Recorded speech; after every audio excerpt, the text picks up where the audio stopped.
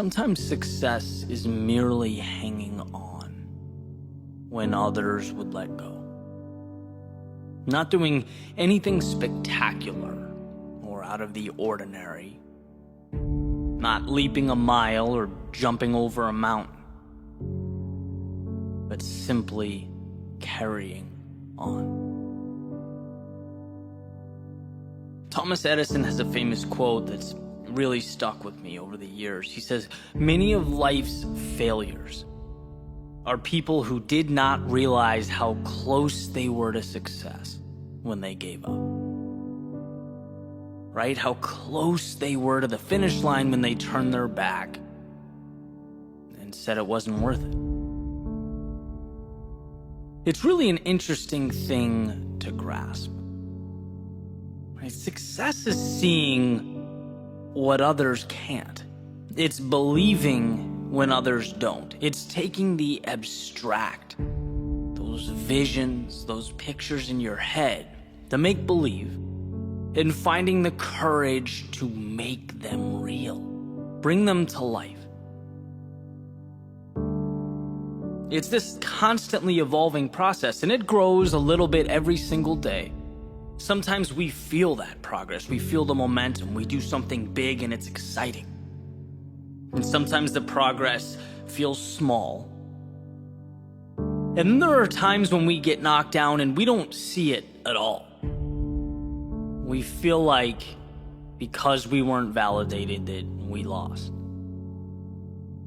that we failed, that it wasn't enough. We forget that's part of the process, that progress is a journey.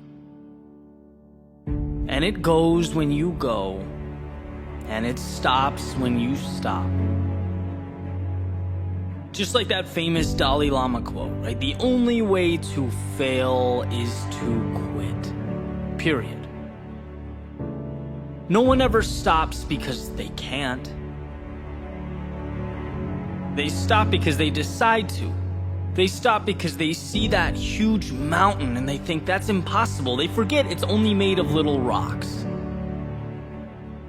They stop because they get so disheartened by the distance of the finish line that they forget it only takes a collection of little steps to get there. You don't have to leap the entire distance.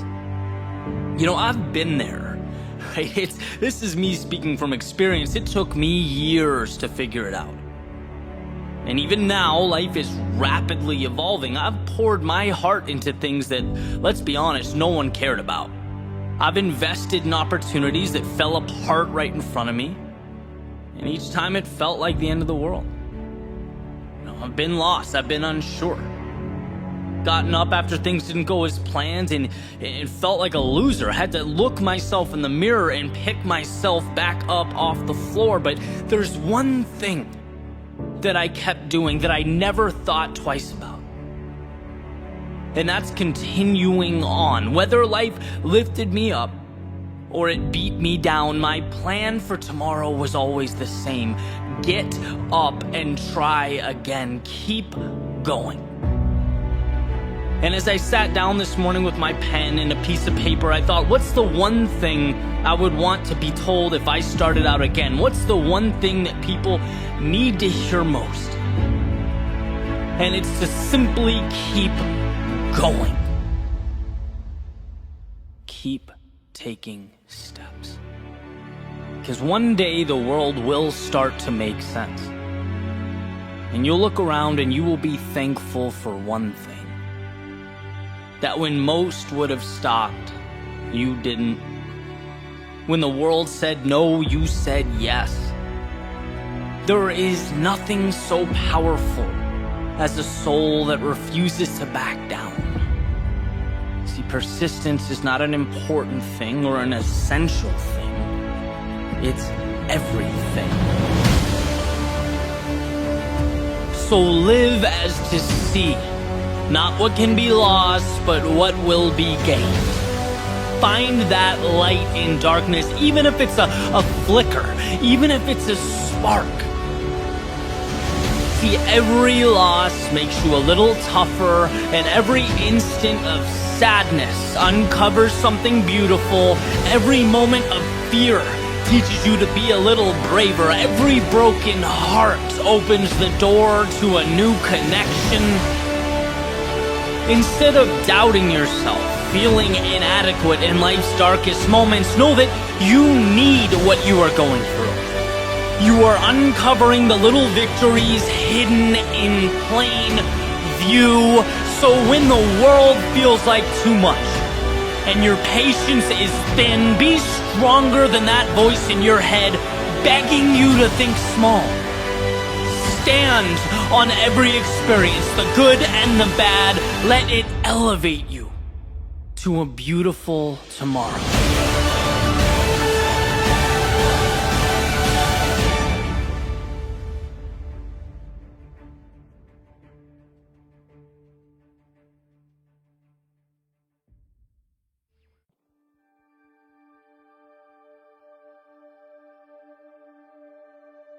If there's time, then there's time to turn things around. If there is a tomorrow, then there is hope today.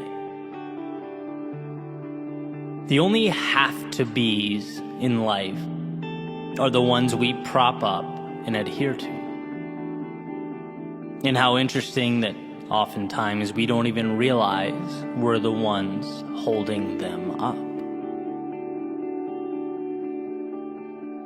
There's a simple question that I like to ask as the sun comes up and the coffee brews.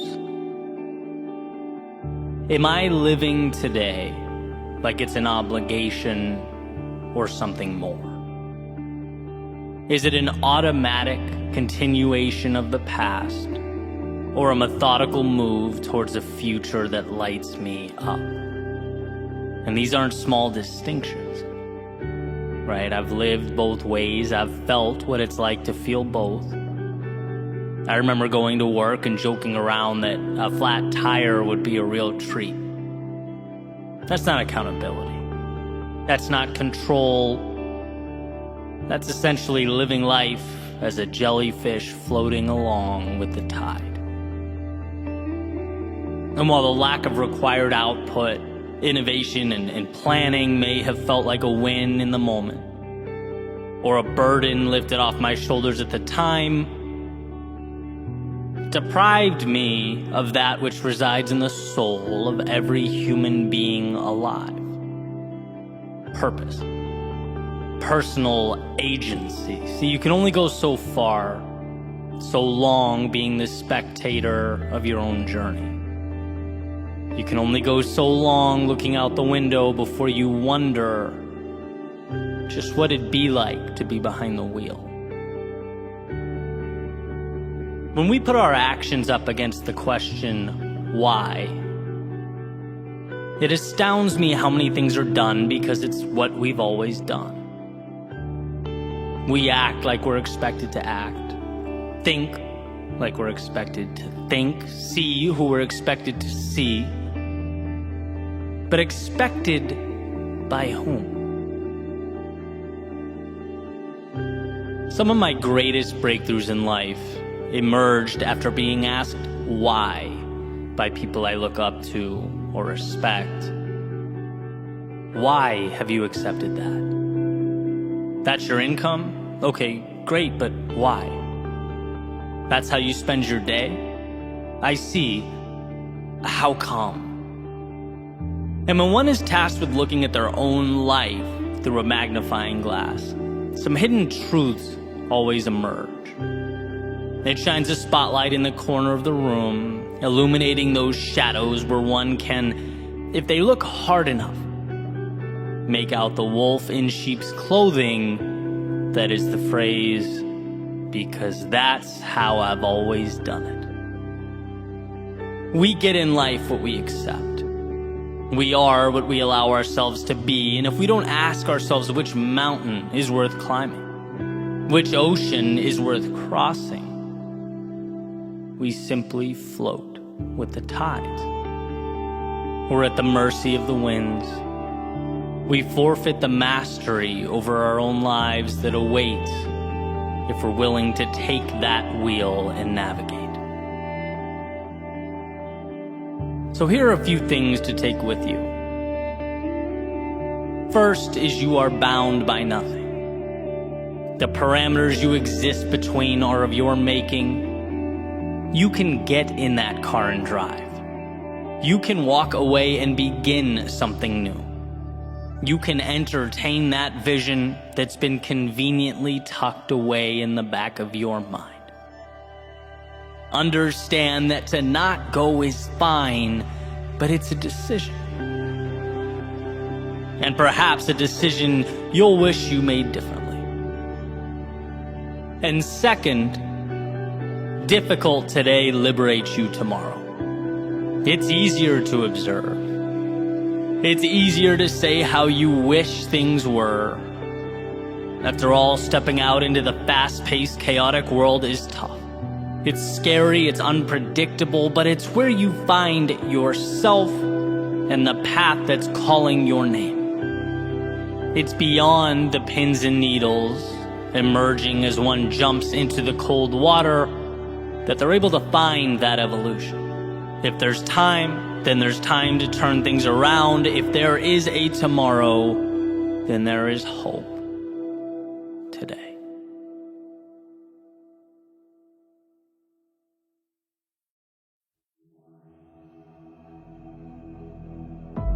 What's the difference between simple and easy? Well, simple is straightforward, uncomplicated.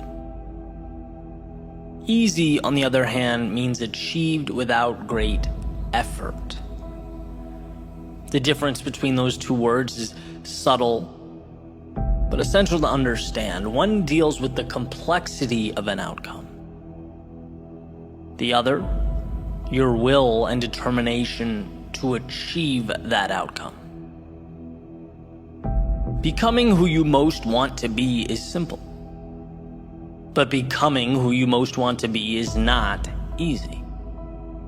Just like walking is simple, yet hiking up a mountain is not easy. The procedure didn't change, the context did. So let's talk about context. Let's talk about this cyclical nature of growth, because it's not that most people can't. It's that most people won't. It's not that most people don't get how. It's that they don't have a strong enough why. The path is laid out before you. You just have to be willing to walk down it. Will you? Step 1, realize there's more out there. It's not that what you're doing now isn't amazing. It's just that yesterday's act of courage is now today's status quo. What was the spectacular is now the mundane.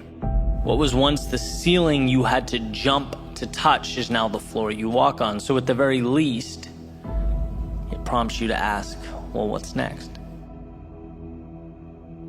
Simple. Not easy. Step 2, the acquisition of courage. Yesterday's courage was a fight. It took a lot out of you, and it's ultimately what got you here. But it dropped you at the curb, it waved goodbye and went on its merry way, and here you are. You can stay here. A lot of people do. You can reminisce of the glory days, the old path, yesterday's triumphs. Or you can do that perpetually uncomfortable exercise of vulnerability. Stepping into tomorrow's unknown, reminding yourself that life's greatest rewards have a hefty price tag, and that price is discomfort. But I've already played this game, one might think. No, what you did was learn the rules. Now it's time to apply them to a new setting, and around goes the merry-go-round. It might seem like a replication from the horizontal, but here's the secret. You can't see the vertical. You have yet to look down and see your ascent, see what you're becoming. Just by staying on, holding tight, just by believing in yourself enough to begin again, you are fanning those tiny flames of courage in your soul that wait to be spread like a wildfire. Simple, but not easy. Step 3, mistakes. Now, of course, it's not the mistakes themselves you fear. It's what you think those mistakes will mean. Ridicule, embarrassment, lack of direction or identity, losing what you have. But here's the catch. When you realize the upside is greater than the downside, you liberate yourself. When you realize there's more to gain than to lose, your potential for greatness is born. How does one act on this? Mistakes. By making mistakes. By injecting yourself into the turbulence of progress. Our biology has not yet learned that the uncomfortable thing is the right thing, and that's why you get resistance. That's why it hurts. And it's why few people will accomplish what you will. When it comes to your climb, every day is opposite day. When they run out, you're running in. When they play safe, you play for the victory. To become who you might be, you must learn how to get there. Mistakes are your curriculum. Simple, but not easy. Step 4, trust yourself. Okay, sure, no problem, easy. Well, yeah, it's easy when you're getting what you want. But evolution takes time, and there's nothing quite like giving and giving and giving and not getting. There's nothing quite like stepping up to the plate again and again and again and bringing no runners home. So how does one find the strength to continue walking up to the batter's box? Well, growth is exponential, and those swings and misses matter. The infield singles matter. Everything matters. Because it's all chiseling your future self out of stone. Nothing is dependent on the next at-bat as much as all at-bats in the aggregate. That's why success is so often considered to be sheer will, dependent not on the home run, but on the discipline, the self-belief to keep walking up to the plate. Repetition and adjustment. Repetition and adjustment. Repeat and refine, repeat, refine. Those are the materials from which all things are made. Simple, but not easy. And then we have the finale, the ending, step 5. Celebrate and adjust. At some point, you'll be able to look over your shoulder and notice something that perhaps you hadn't before. Space. Space between where you are and where you started. It's not sudden, but gradual. And undoubtedly, with enough persistence, it will emerge. These moments, they are precious. They are times to acknowledge what you've accomplished, the sacrifices you have made. They are life's way of reminding you what you are building and who you are becoming. It's a time of celebration. Every little win means something. Every small victory matters, so relish in it. And then transform it. Normalize it. Recognize that that mountaintop is your foundation now. Your starting point has changed, and so have you, which means so have your expectations. With an increase in ability comes an upgrade to what's possible, what's expected. And look at that. We have arrived at a new step 1. Realize there is more. This is the process for capturing that which life has to offer. If you can fall in love with that, appreciate it, respect it, while simultaneously understanding it's not scary, it's dependent entirely on your ability to push forward.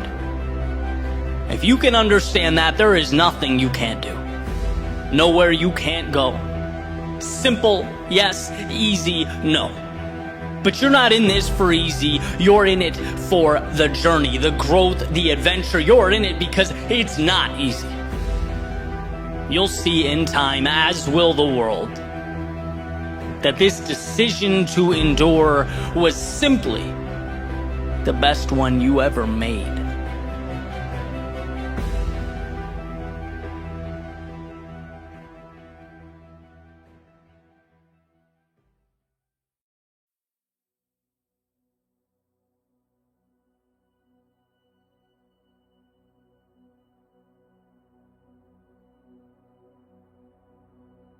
The other day I woke up with a plan. 3 things I had to do. So I wrote them on my whiteboard. They were essentially my objectives for the day. But it ended up being one of those days where things didn't unfold the way I anticipated. And for a variety of reasons, curveball after curveball, with some sloppy decision-making sprinkled in there. Eventually, morning became afternoon, afternoon became evening. I found myself exhausted and looking up at a whiteboard that was showing me I had accomplished none of the things listed. And I hate that feeling. Having clear objectives and not meeting them. Right? And so after dinner, I got a phone call, and I found myself talking about how I fell short, getting it all off my chest, letting it all out there. And I got that reassurance that I wanted without even realizing that I wanted it, right? The voice said back to me, Eddie, this happens. It's not a big deal in the grand scheme of things. No one's perfect. You put a lot of pressure on yourself. Tomorrow's a new day, right? That type of thing. And it's like, okay, exhale, time for bed. And the next morning, I was outside relaxing, doing some thinking, and came to this point. And you'll see how these dots connect here in a second. But essentially, I see life as a staircase, right? Where we thrust ourselves out into discomfort, into chaos. And then amidst the storm, we're forced to grow. We step into shoes we were once unable to fill. And what was once bigger than us is now normal. It's every day. It's ordinary because we fought for it. We pushed ourselves through. That's evolution. But now, guess what? That old ceiling has become the floor. It's time to evolve. It's time for that next step in the staircase. Time to thrust ourselves back into the chaos of life so that we can again tame something bigger than us. Take the next intimidating thing and make it commonplace. And as I sat there outside thinking, I found myself to be at that next step, ready to leap out again into the tumultuous winds of life. But this time it felt different. There's an intersection, and I talk about it often, of doing what adds value to the world and doing what makes you content personally. Okay, I think where those two things meet is peak living. That's where the magic happens. And I'm fortunate enough that these thoughts, speeches, episodes, videos, whatever you want to call them, on some days literally reach over 200,000 people. And that's not meant to be a humble brag or anything like that. It's just, to me, so incredible that I can't process it, right? I get emotional thinking about it. My dream is to add value to other people, provide that little lift that might help someone look at their own problems differently, maybe see a path when before they were unable to. That's what it's all about. And then, in addition to that, a parallel track on a personal level, feeling like I'm growing and evolving as well, constantly stepping up those stairs one by one, having the courage to continue fighting those unknowns and making sense of life's complexities.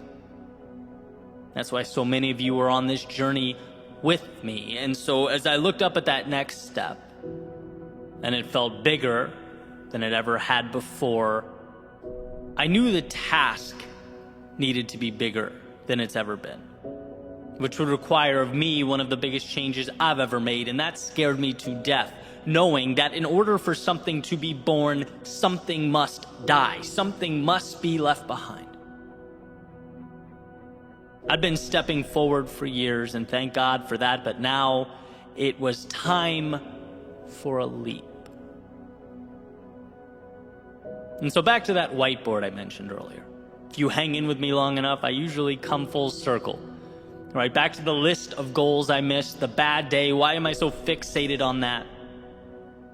Well, it has nothing to do with the day itself. Everyone swings and misses from time to time.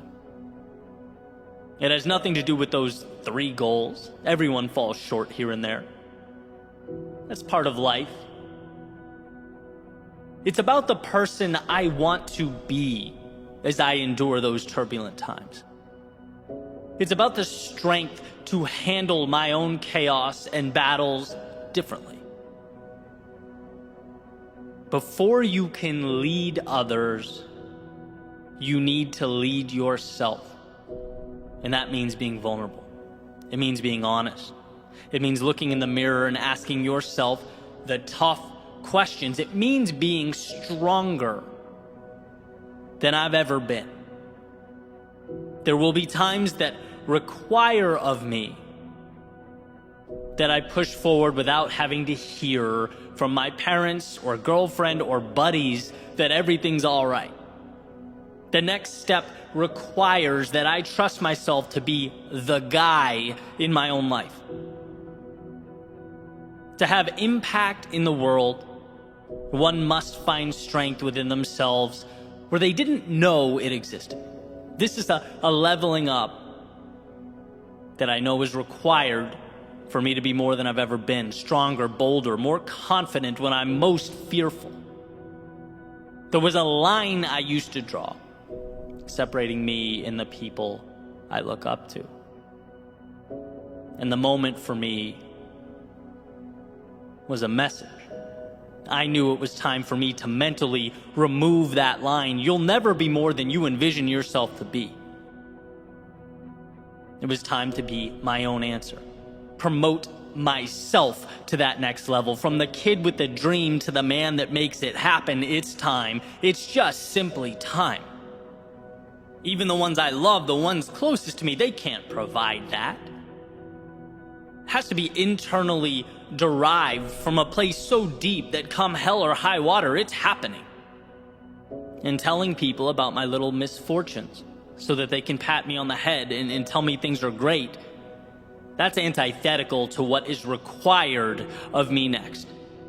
There is a level of courage and strength and excellence in all of us that lives at the bottom of this abyss that we must pull up with everything we have until it becomes intertwined with who we are and where we're headed. And as I sat there, I knew it to be true. I couldn't help but feel that change was about to happen, and it would stem directly from how I see myself. It would be the product of who I knew myself to be. And so now, most importantly, I present this question to you. Are you at that next step? Are you looking at a chasm that must be crossed? Were all your little decisions, all the courage and discipline and strength that you utilized to get here, that has positioned you for this moment, is it telling you something is next? Is it time to dig deeper and be more than you have ever in your life been? And my example, by the way, was not about holding in our problems or dismissing those around us. Asking for help when we need help is courage. The small circle we surround ourselves with is a direct reflection of who we are. No, for me, it was about being the type of person who trusts myself to weather those storms. About moving with greater conviction. Graduating from going to be to is currently. That whiteboard, that phone call was the turning point and nothing more. And my example may fit your life like a glove. You may think, wow, that's exactly the lens I need right now. But maybe it's not. Maybe your situation is a little different.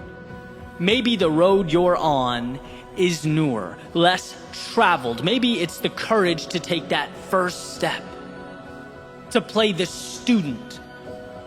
Perfect. Because whatever it is, as you look up at that next step, what matters is that you know in your heart and soul that you have what it takes to become that person. It's not bigger than you, it is you. Someone once told me that the world will not believe it until you do. So believe. Believe it like your dreams depend on it, because as it turns out, they do. As it turns out, everything about your future is make-believe until you breathe life into it. Look around you at your current reality. Remember that it is a product of what you've allowed, and that at any time you can up the ante. Climb the step, reach a new level. You have it within yourself to do that. Just give yourself permission to be that person. And it will be scary. It's going to hurt at times. But let's be that vulnerable. Let's show the world what we can create when we move into it as though it's ours. As though destiny isn't assigned, but written, one beautiful act of courage at a time.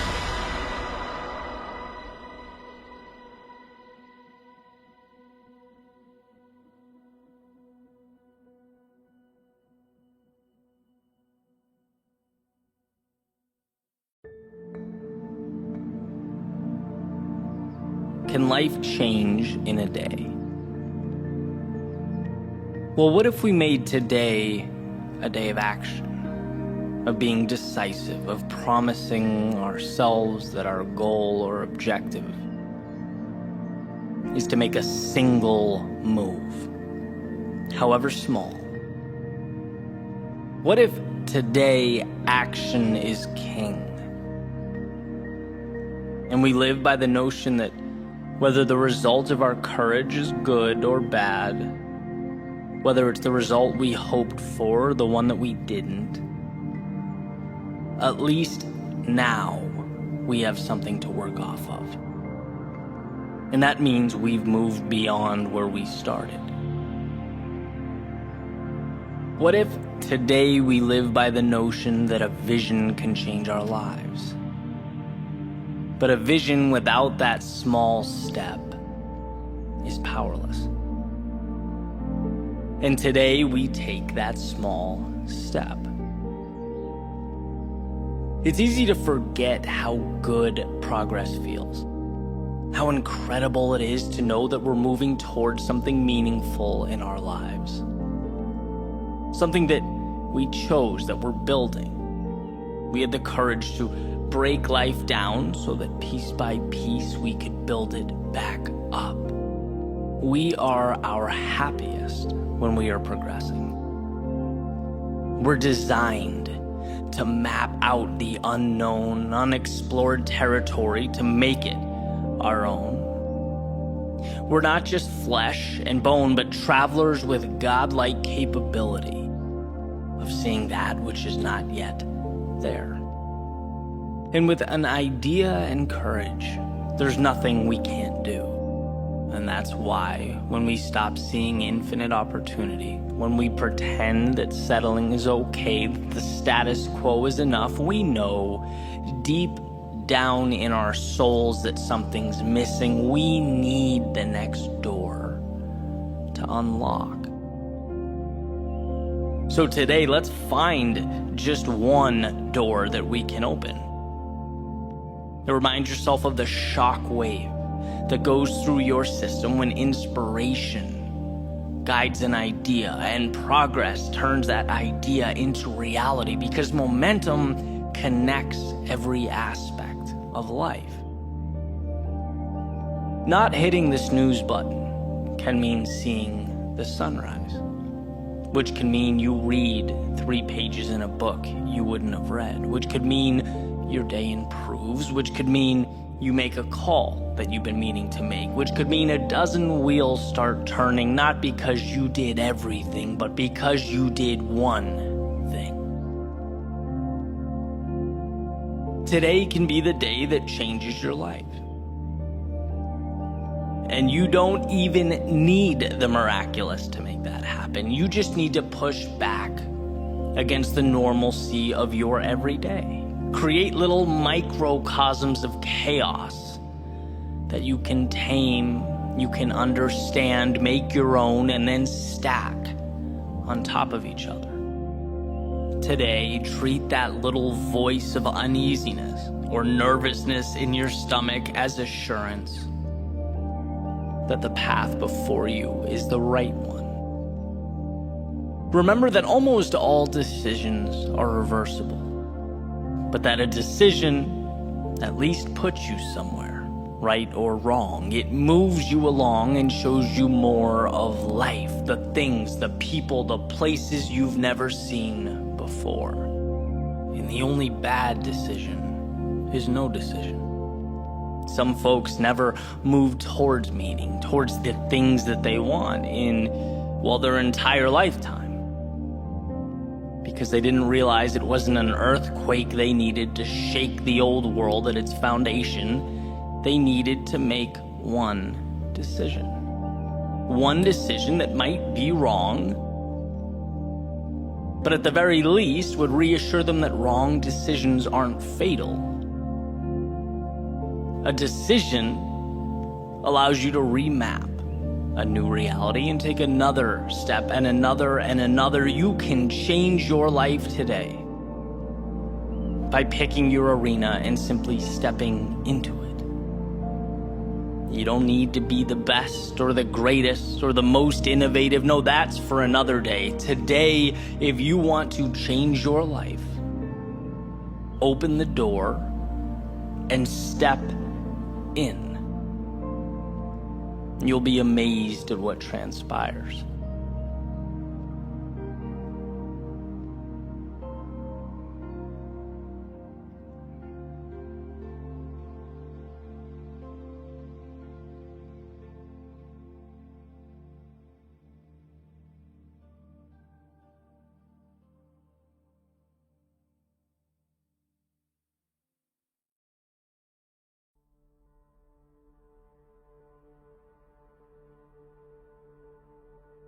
Why is this battle you versus you?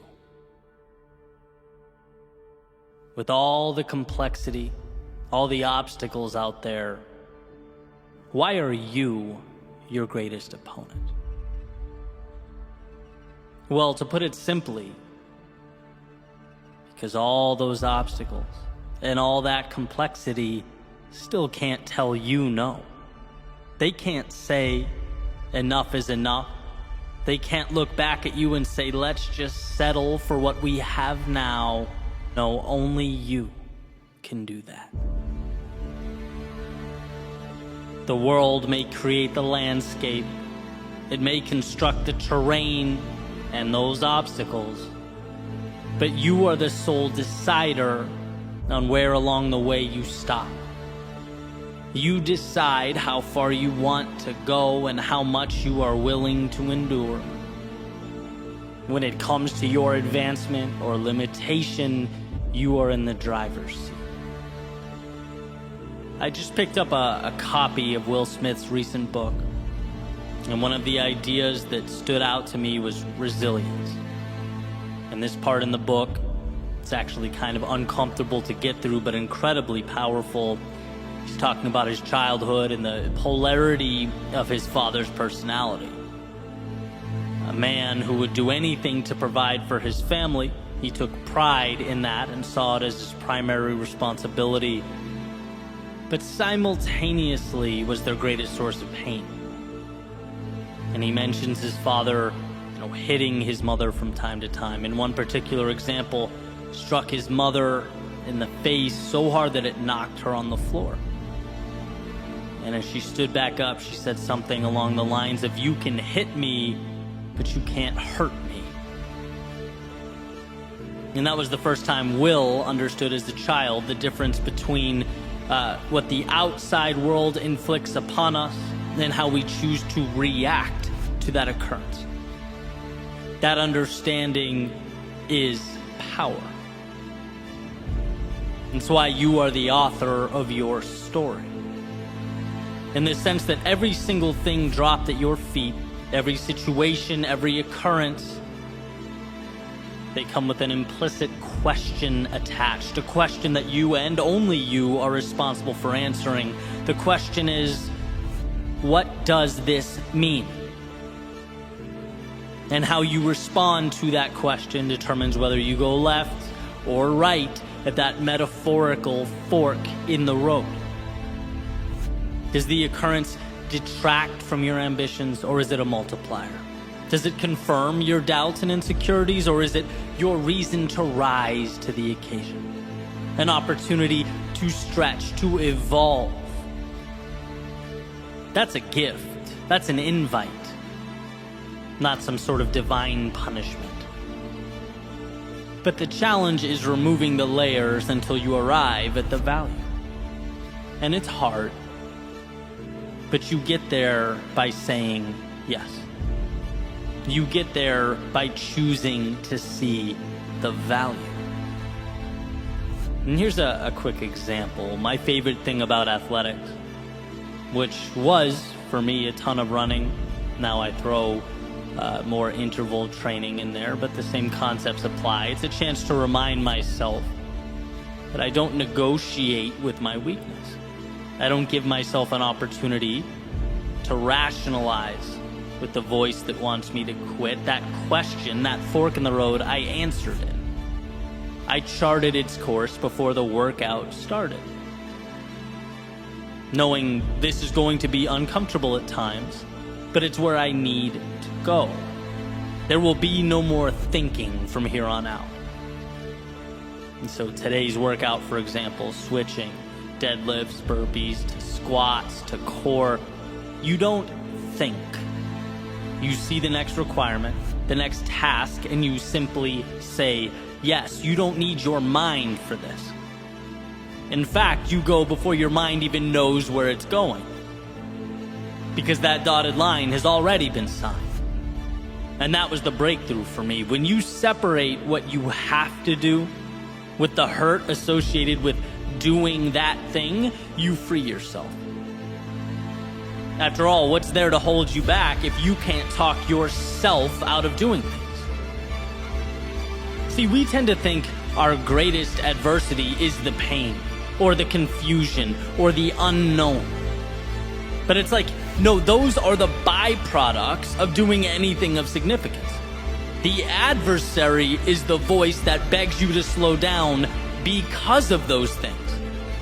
And if you can figure out in your own life how to create space between the two, how to separate the task and the discomfort often brought about by the task, there's nothing that will ever be able to slow you down. And look, I'm not saying that you walk around without ever utilizing the power of that brilliant mind you possess. One's ability to think is everything. But what I am saying is there is a time to shut it off. There is a time in which, to avoid overthinking, we simplify. Action, reaction. One more mile, okay, end of story. 1 minute of jump squats next, roger that, period. It's taking the emotion out of the process, refusing to leave the door cracked for the inner dialogue that says, hey, maybe you don't do this. Maybe you slow down. Are you sure you can handle what's next? No, all of that is tuned out. It's assignment, go. Next, go. Next, go. You know this is the right thing. You did your thinking before grabbing the sword, shield, and stepping into the arena. Now guess what? It's instinct. It's doing what has to be done. And what has to be done hurts. And look, you didn't have to accept that. You didn't have to step in. You could have stayed home, but somewhere along the way you looked in the mirror and said, the difficult path is the one with the value. And now here you are, face to face with hungry lions, clashing swords with your adversaries. There's no turning back now. Now is when you parse out pain from the objective. The pain is now part of the audience.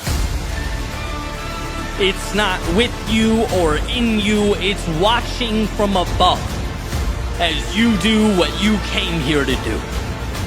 So yes, those swords clash, but the eyes remain focused on what's ahead. And yes, those lions roar, but that's background noise. When you simplify your world into objective and action, objective action, objective action, there is time for nothing but forward progress. And sometimes that is all that is required of us. In the face of adversity, in the face of pain, self-doubt, in the face of discomfort, can you break your world down into nothing but one single step forward? One more set, one more rep, one more session, one more attempt, just one more. No rocket science, no negotiation, there's nothing to figure out here. It's walking the path before you. It's the discipline to carry on. It's one more swing of the axe. Audience or no audience, lions or no lions, you are bound to the universe at your feet. And that simplified concentration is why you will succeed.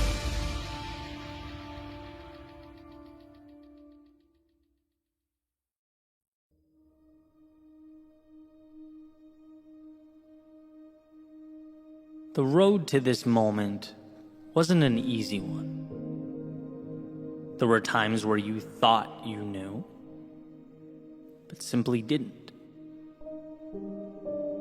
There were plans made that drastically differed from the ones fate had prepared. There were days that made you question yourself, your beliefs, that made you ask, what is my purpose? Look, to live is to have felt these things, asked these questions, to have seen firsthand the discrepancy between what we draw up and how life unfolds. And I think about this discrepancy often. The swings and misses, they hurt. You know, that quick shiver you feel down your spine when thinking about the wrong turns made. The tugging at your heartstrings when reflecting back on things said, or perhaps worse, left unsaid. It's easy to get lost in that feedback loop, letting the past dictate the present, letting yesterday define today. But here's what I've come to see as the truth. To experience the things that make life beautiful, we have to be vulnerable in a way we otherwise wouldn't. Open ourselves up to an unknown that, we could have skipped altogether if we really wanted to. All that pain, all that hurt the past provided could very easily be the reason you shut down, the reason you play small. That hell you walked through could be your justification for never stepping out into the chaos of life again. That would, at first glance, appear to make sense. Seem ideal, even. But that pain could also be the reason you look around you and say, after all that, after experiencing everything life threw at me, I'm still here. And as I stand here now, I'm looking out at an array of possibility that is infinite. I'm equipped with an understanding and a worldview that was once foreign to me. I'm armed with a perspective that has changed my life for the better. By stepping out into the often dangerous, brutal, unforgiving world, I have elevated myself. And that has made all the difference. And while it may feel intuitive to run from a reiteration of yesterday's pain, it's wisdom that urges us to instead use that pain as a multiplier. The key into something more, something miraculous. Not to cower because we once endured it, but to stand tall because we overcame it. And that's what we often miss. We can think back to the adversity, sure, but we're often unable to see how that adversity shaped us. Our own strength, it's never gonna scream out at us. It's never gonna let us know it's there. We have to take the time to acknowledge its presence. We have to peer over our shoulders to see how far we've traveled. We'll always have obstacles before us. But if we don't stop and assess, we won't see that the obstacles have gotten bigger. Not because life's gotten harder, but because our own evolution has permitted us to step into bigger arenas. It has equipped us to take on larger adversaries. A simple willingness to be vulnerable has become the flame that lit up your soul. So the question is, will you step out? Will you see that vulnerability not as a crack in the foundation or a chink in the armor, but as strength? To love, it requires accepting a susceptibility to being hurt. To play the game requires an acceptance that you just might come up short. To bet on yourself means understanding that you might fall right on your face. To want more than you have now means acknowledging that you might be humbled along the way. This is what it means to live. Giving a piece of yourself in order to acquire that which means the most. The torturous, often counterintuitive willingness to step out into the darkness of night when your heart races and your mind moves 1,000,000 miles a minute. That's vulnerable. That is power. And it's an investment in a tomorrow that otherwise would not have been available to you. You are not your past. You are the wisdom derived from its lessons, the courage removed from its trials, and the hurt that was perhaps at one point the only thing you felt. It's not your reason to shrink into yourself. It's your reason to step back out. To say to the universe, I have the strength to again dance with the unknown. To risk the short-term discomforts that life often hands out like candy in exchange for the chance years from now to look at your reflection and say, I got back up. I did the hard thing. I followed my heart. I wandered into that darkness to obtain the wondrous reality that is, for a time, concealed. I did that. So love again. Grow again. Try again. Build again.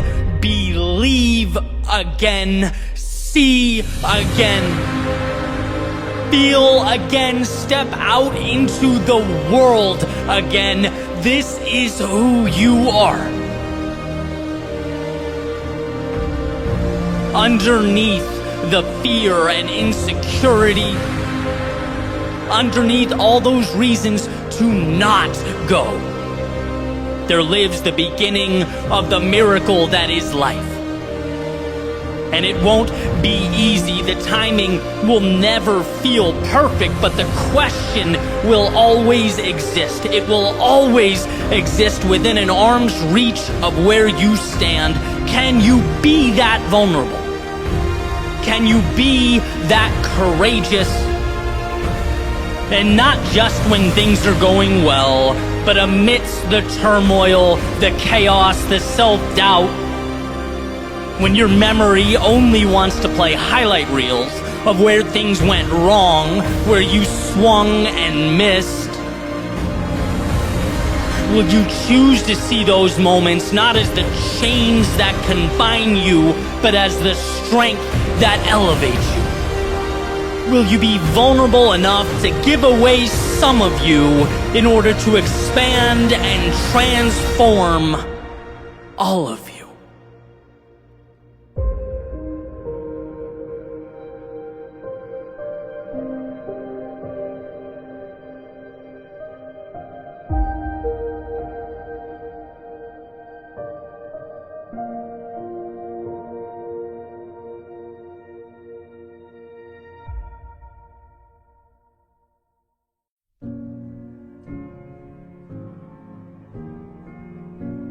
When our backs are against the wall, we're forced to become more.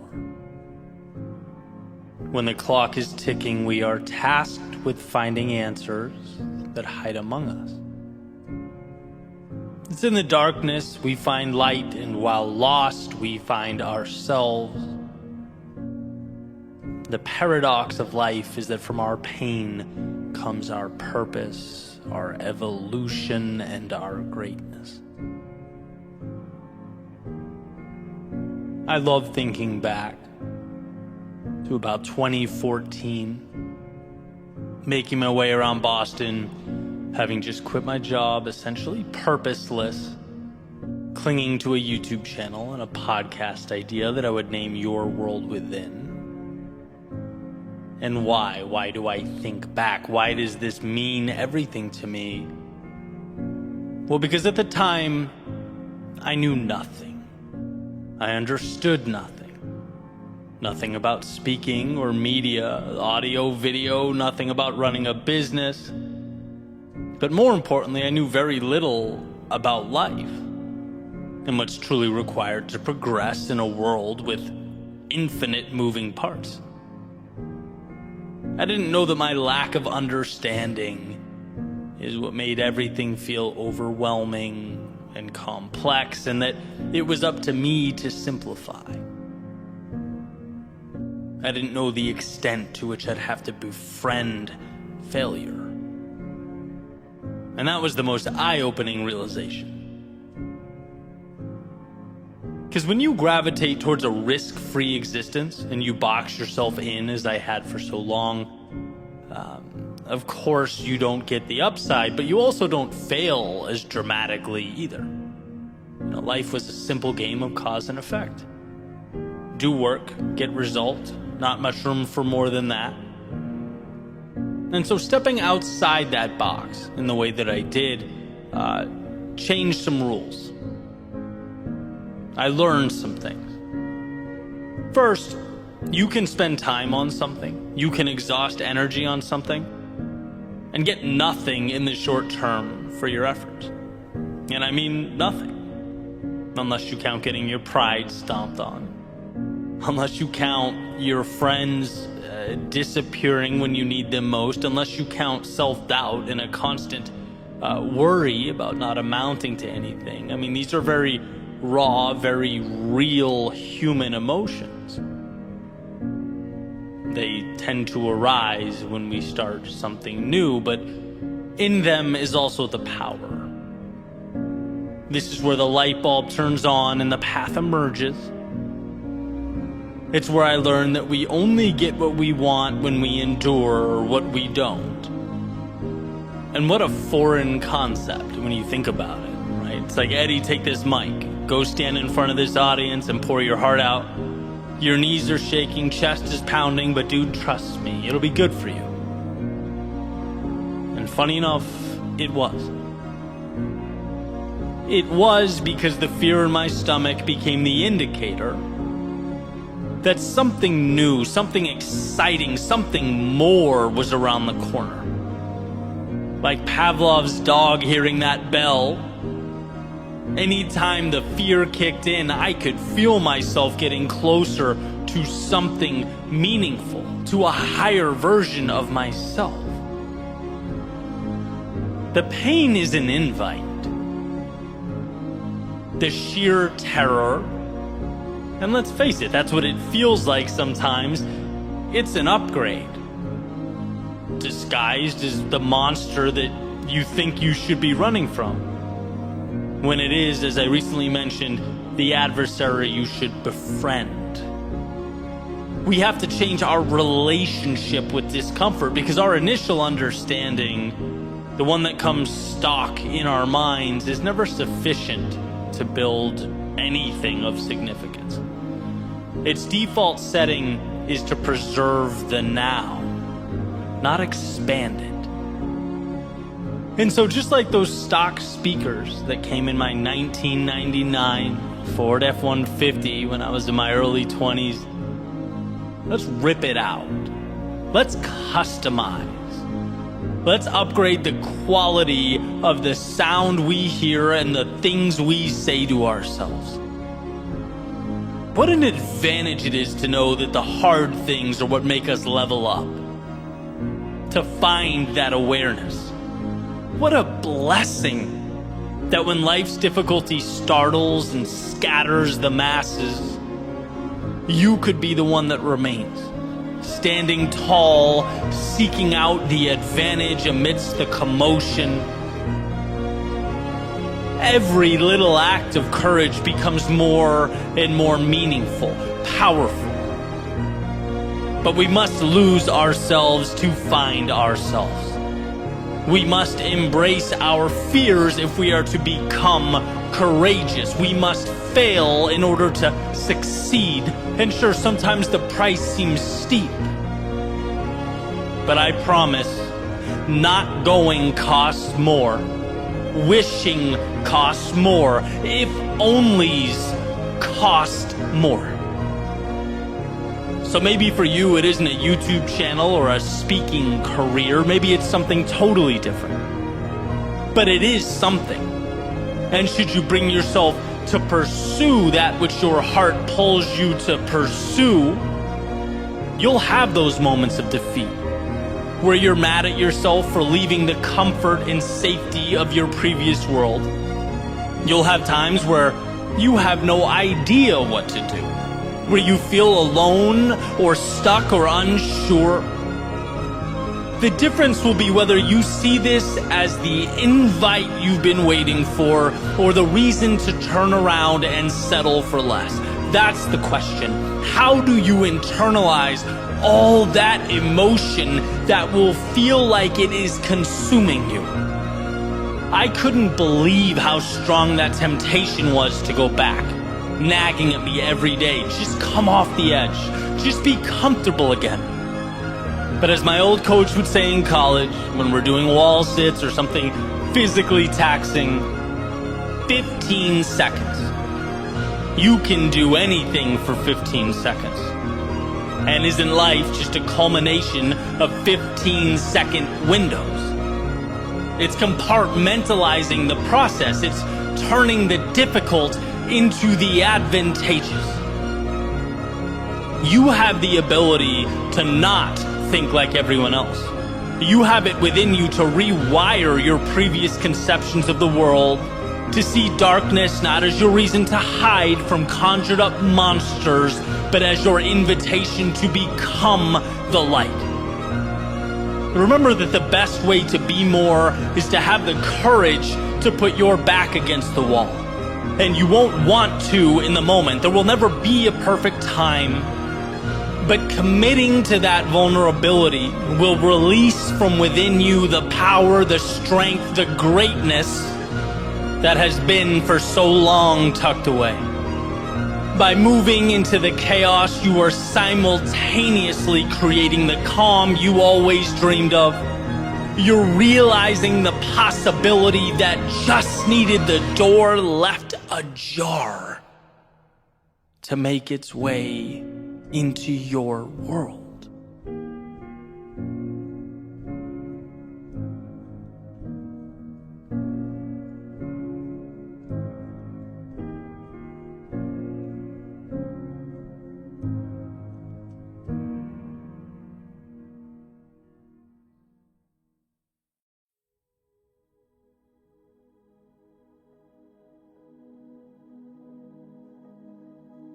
Don't you dare reach for your pocket, I told myself.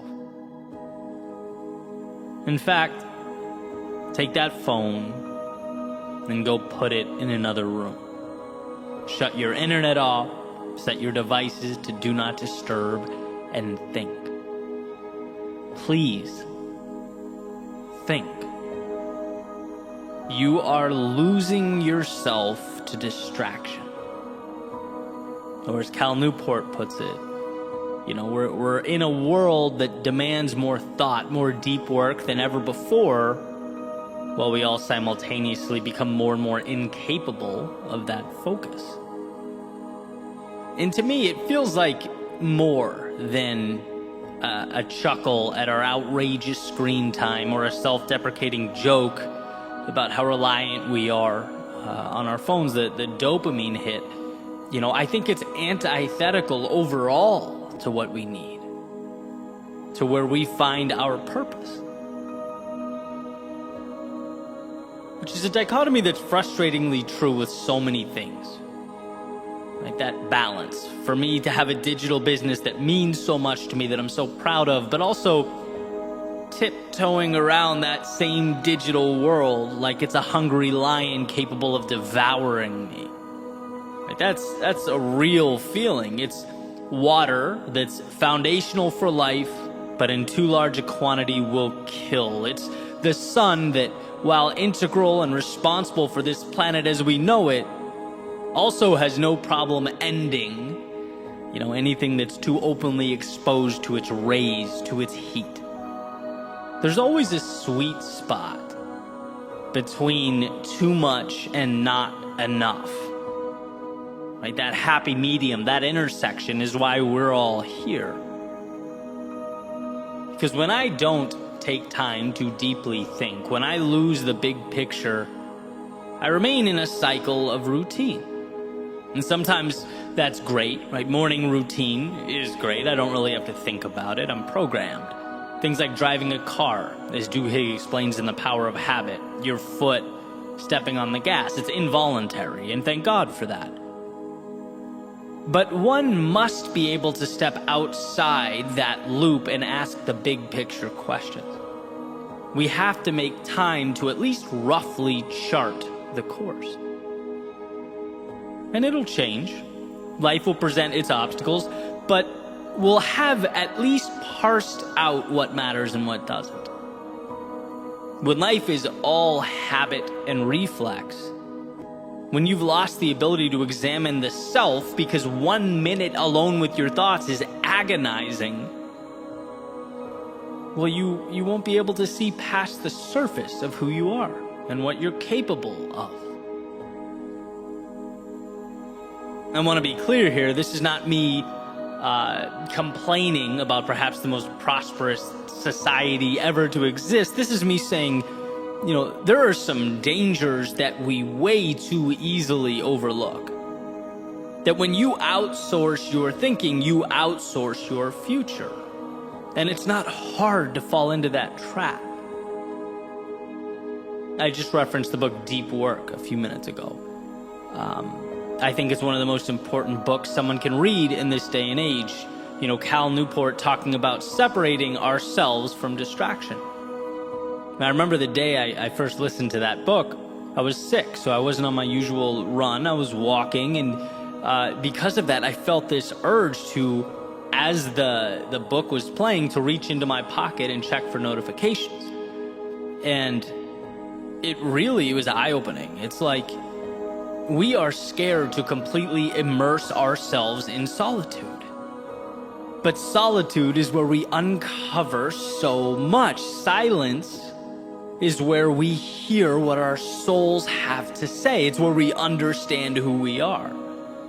My favorite Joseph Campbell quote, "The cave you fear holds the treasure you seek." And man, I hate to say it, but I think being alone, even for a short period of time, is that monster lurking in the cave.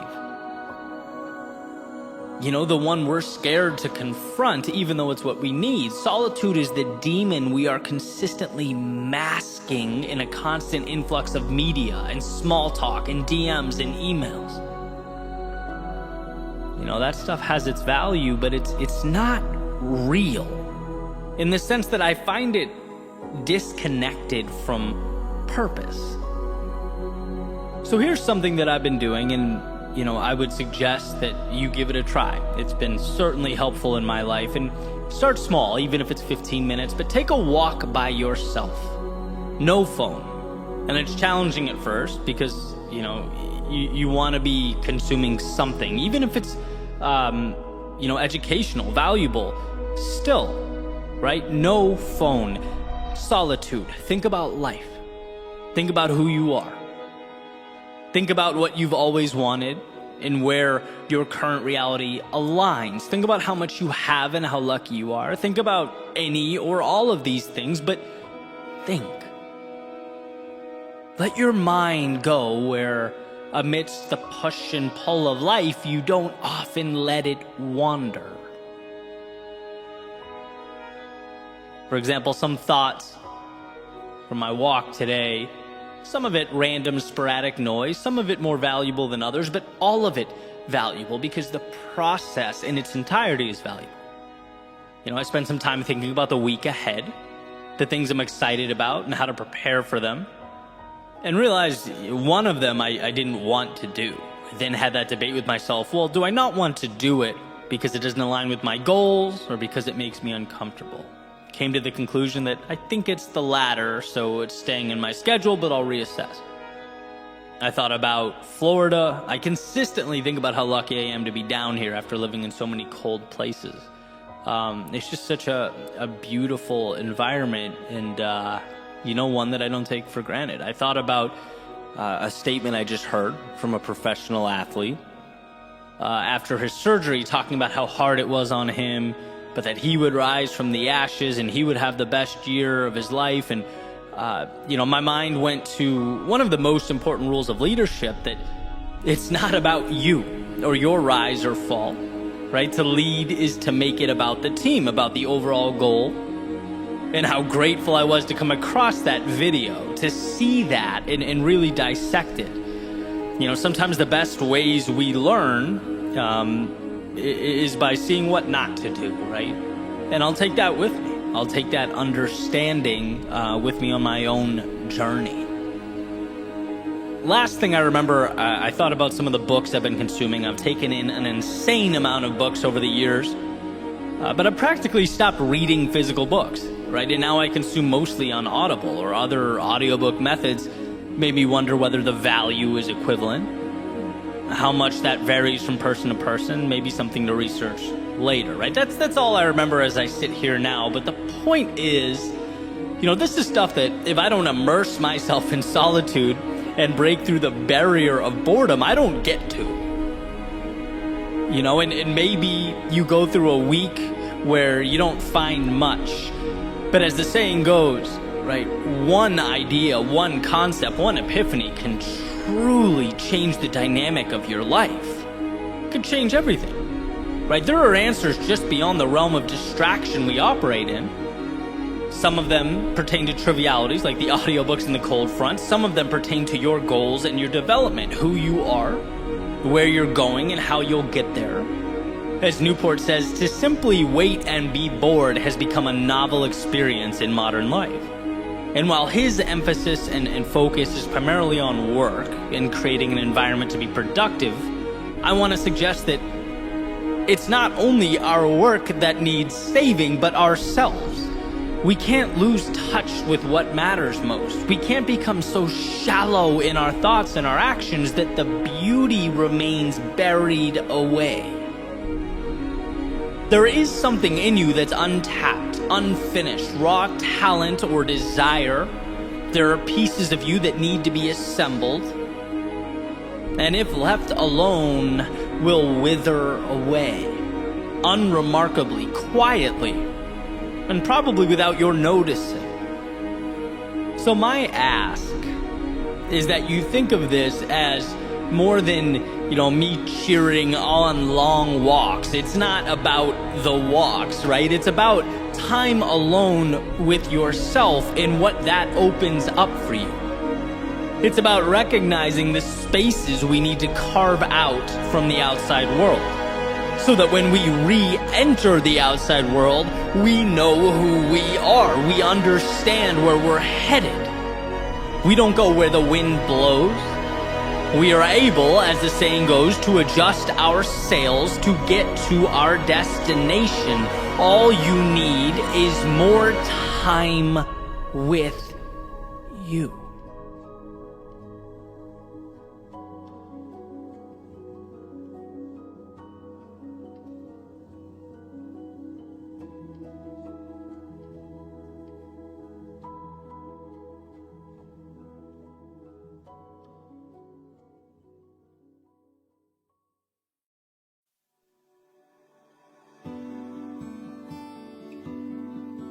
There's a quote from Naval Ravikant. He says, "The closer you are to the truth, the more silent you become inside." Found that interesting. Got an email recently from someone asking for my thoughts about their being overlooked for a promotion at their work.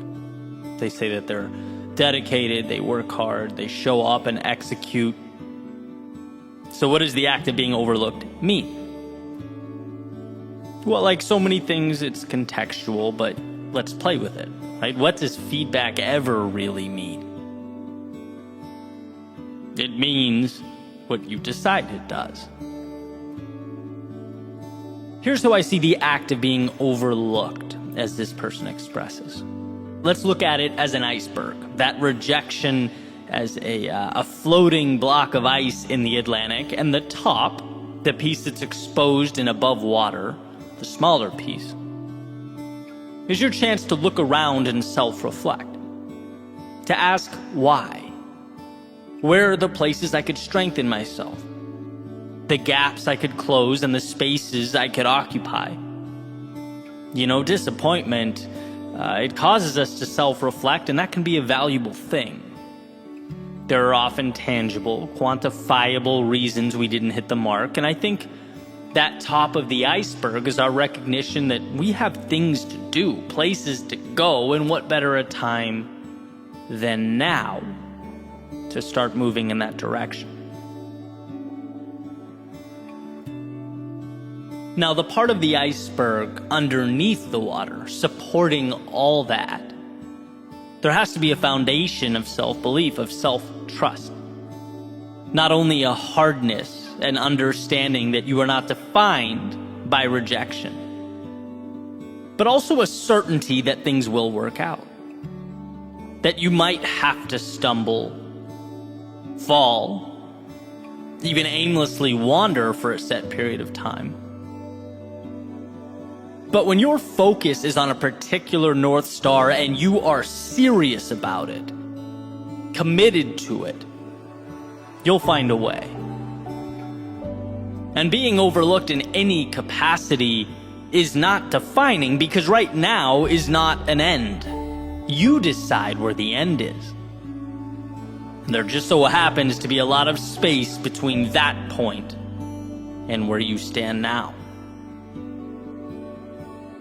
The vast majority of an iceberg exists under the surface, and that's valuable here, because I believe that the differentiator when it comes to success and failure is how one internalizes the process and their place within it. If you know you're going to succeed, if you are confident in yourself and who you are, then the little wins and losses along the way tend to mean less. Getting overlooked in any capacity is a nice little bit of feedback, but in the grand scheme of things, it doesn't hold the weight we tend to give it when we're less sure of ourselves and the process. So let's get back to the quote. The closer you are to the truth, the more silent you become inside. Well, here Naval is stating in one of his podcast episodes that the wiser someone becomes, the more quiet or stoic they become. Referring to the character that I allude to all the time in this podcast, the loudest person at the table, right? Always talking or seeking attention. Often this character's overcompensating for something. And that's what Naval is, in my opinion, properly stating. But I want to hijack the quote a little bit, because I think this applies to our own mental chatter as well.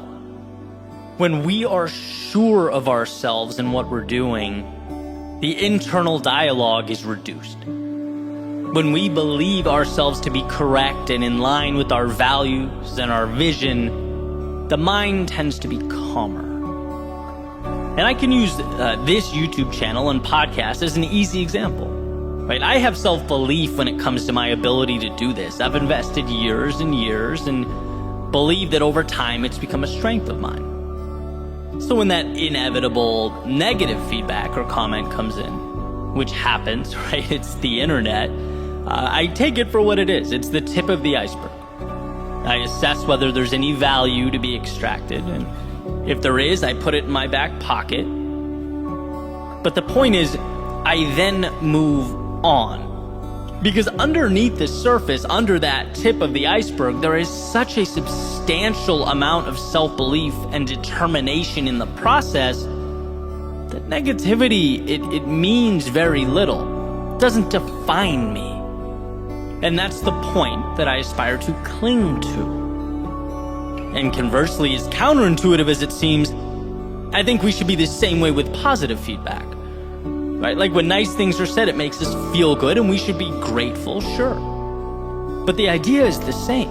Examine, pocket the feedback, and move on. Because if we rely too extensively on good feedback for our self-worth and our sense of identity, it's going to be hard to avoid doing the same thing when the other stuff comes in.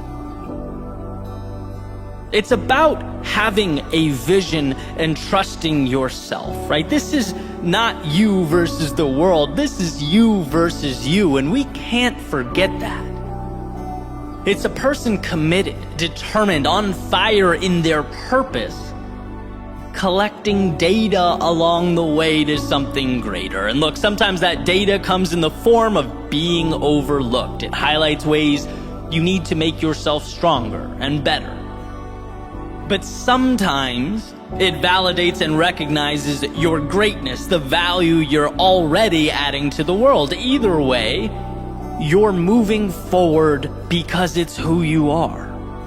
And as long as you tell yourself you're going to win, and those 2 feet underneath you haven't stopped moving, you're putting yourself in position to capitalize on all the opportunity life has to provide.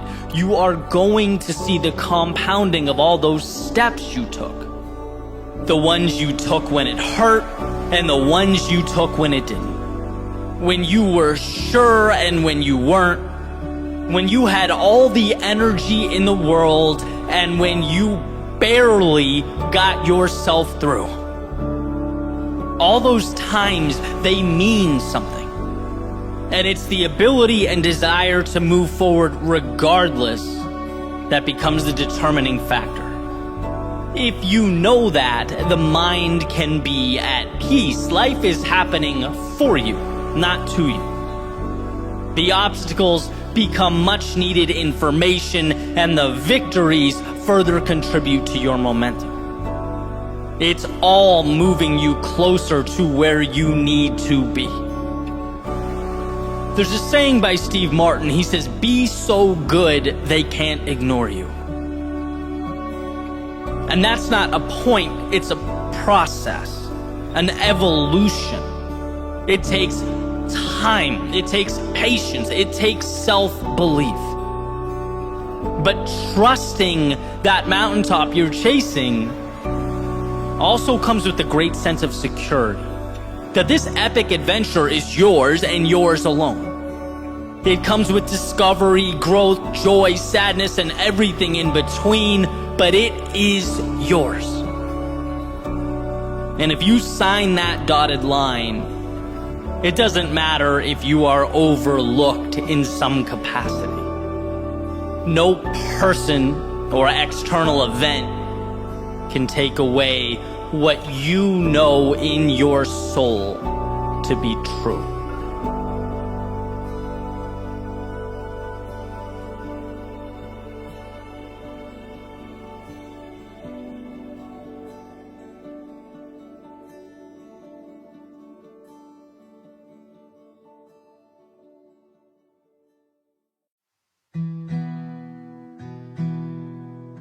sometimes the inspiration doesn't come to you. No, sometimes you have to go out and find it. When it hurts the most, when the deck seems stacked against you, when the road to travel seems to be longer than you can endure. These are the times we're tasked not with waiting, but with creating. And those lows, they become highs because they force us to self-assess. To look around and say, I don't want to feel this way anymore. I'm done tolerating X, accepting Y, associating with Z, and so a bridge must be created to something. And your question is simply, what's that something going to look like? Here's what's interesting.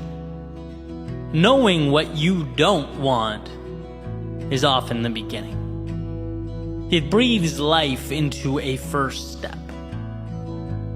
Maybe you look up and you have no idea what step 2,000 or 3,000 looks like, and that's perfectly okay.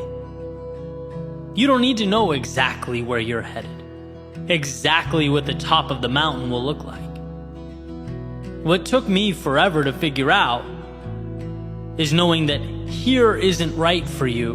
Wherever here is enough, because it is the beginning, the engine that makes it all work. You don't owe explanations. Apologies aren't required of you.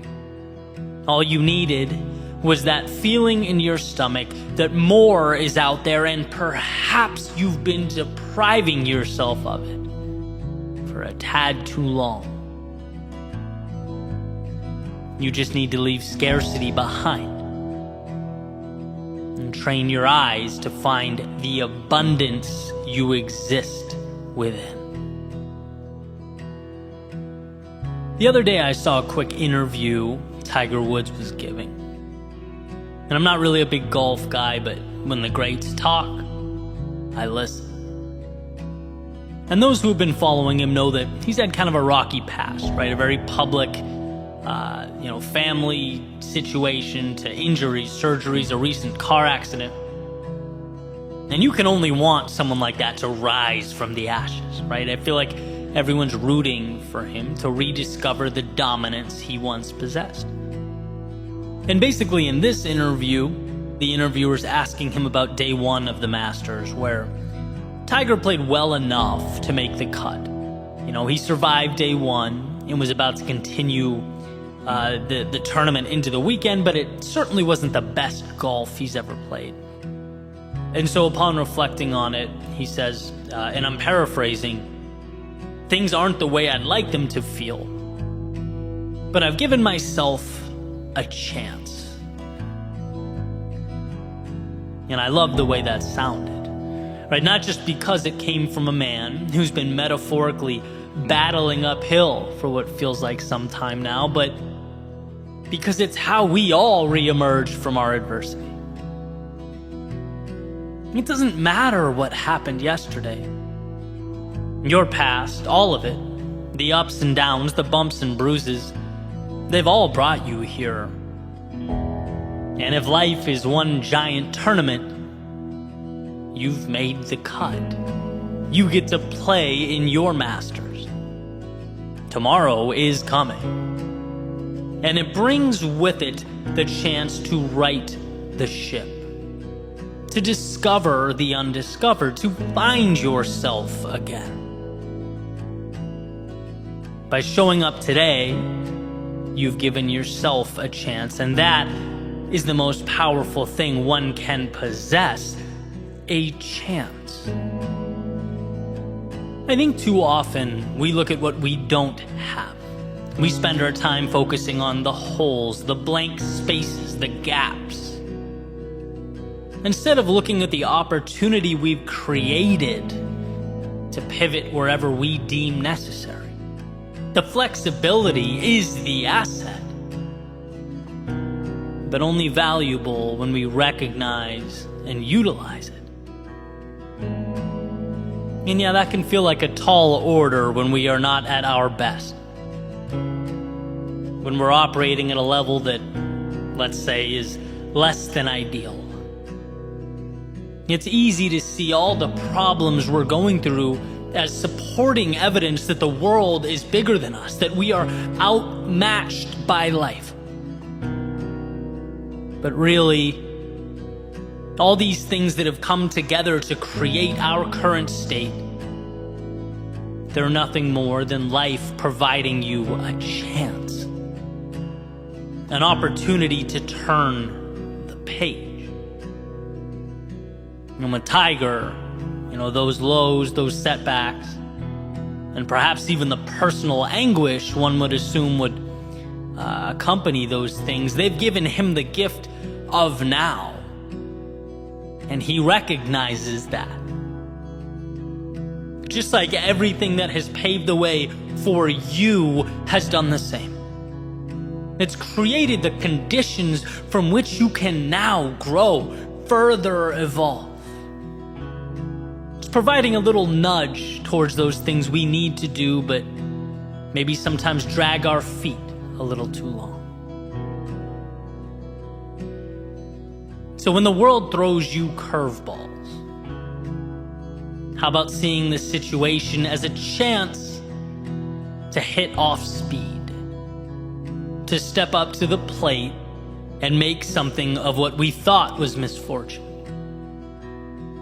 When one trades, it's happening to me, for it's happening for me, you're presented advantages that were previously unavailable.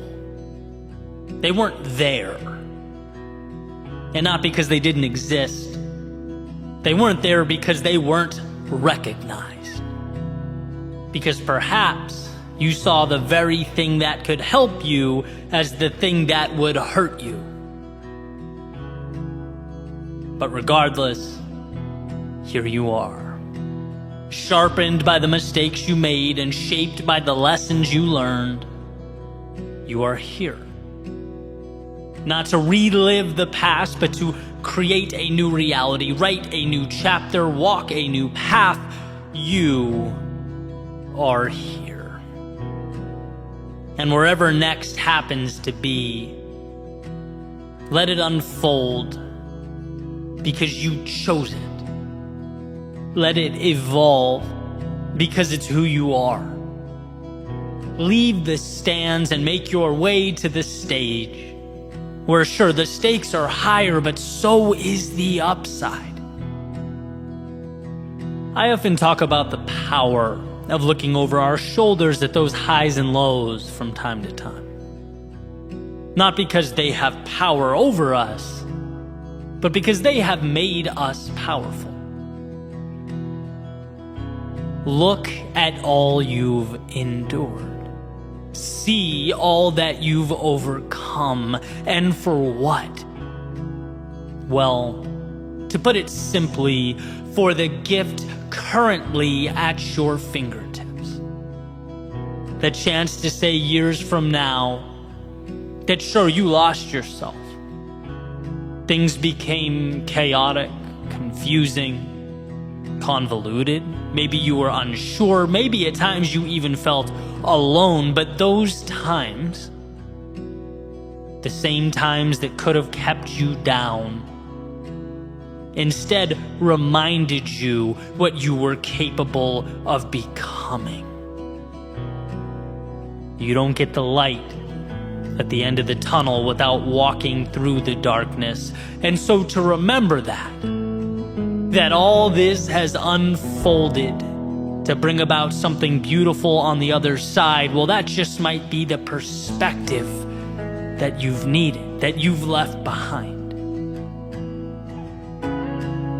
The world will only give you what you ask for, and so right here, right now, instead of accepting a continuation of your past, how about demanding an evolution of yourself? That game of life awaits. And so for your sake and the world's, don't be afraid to play.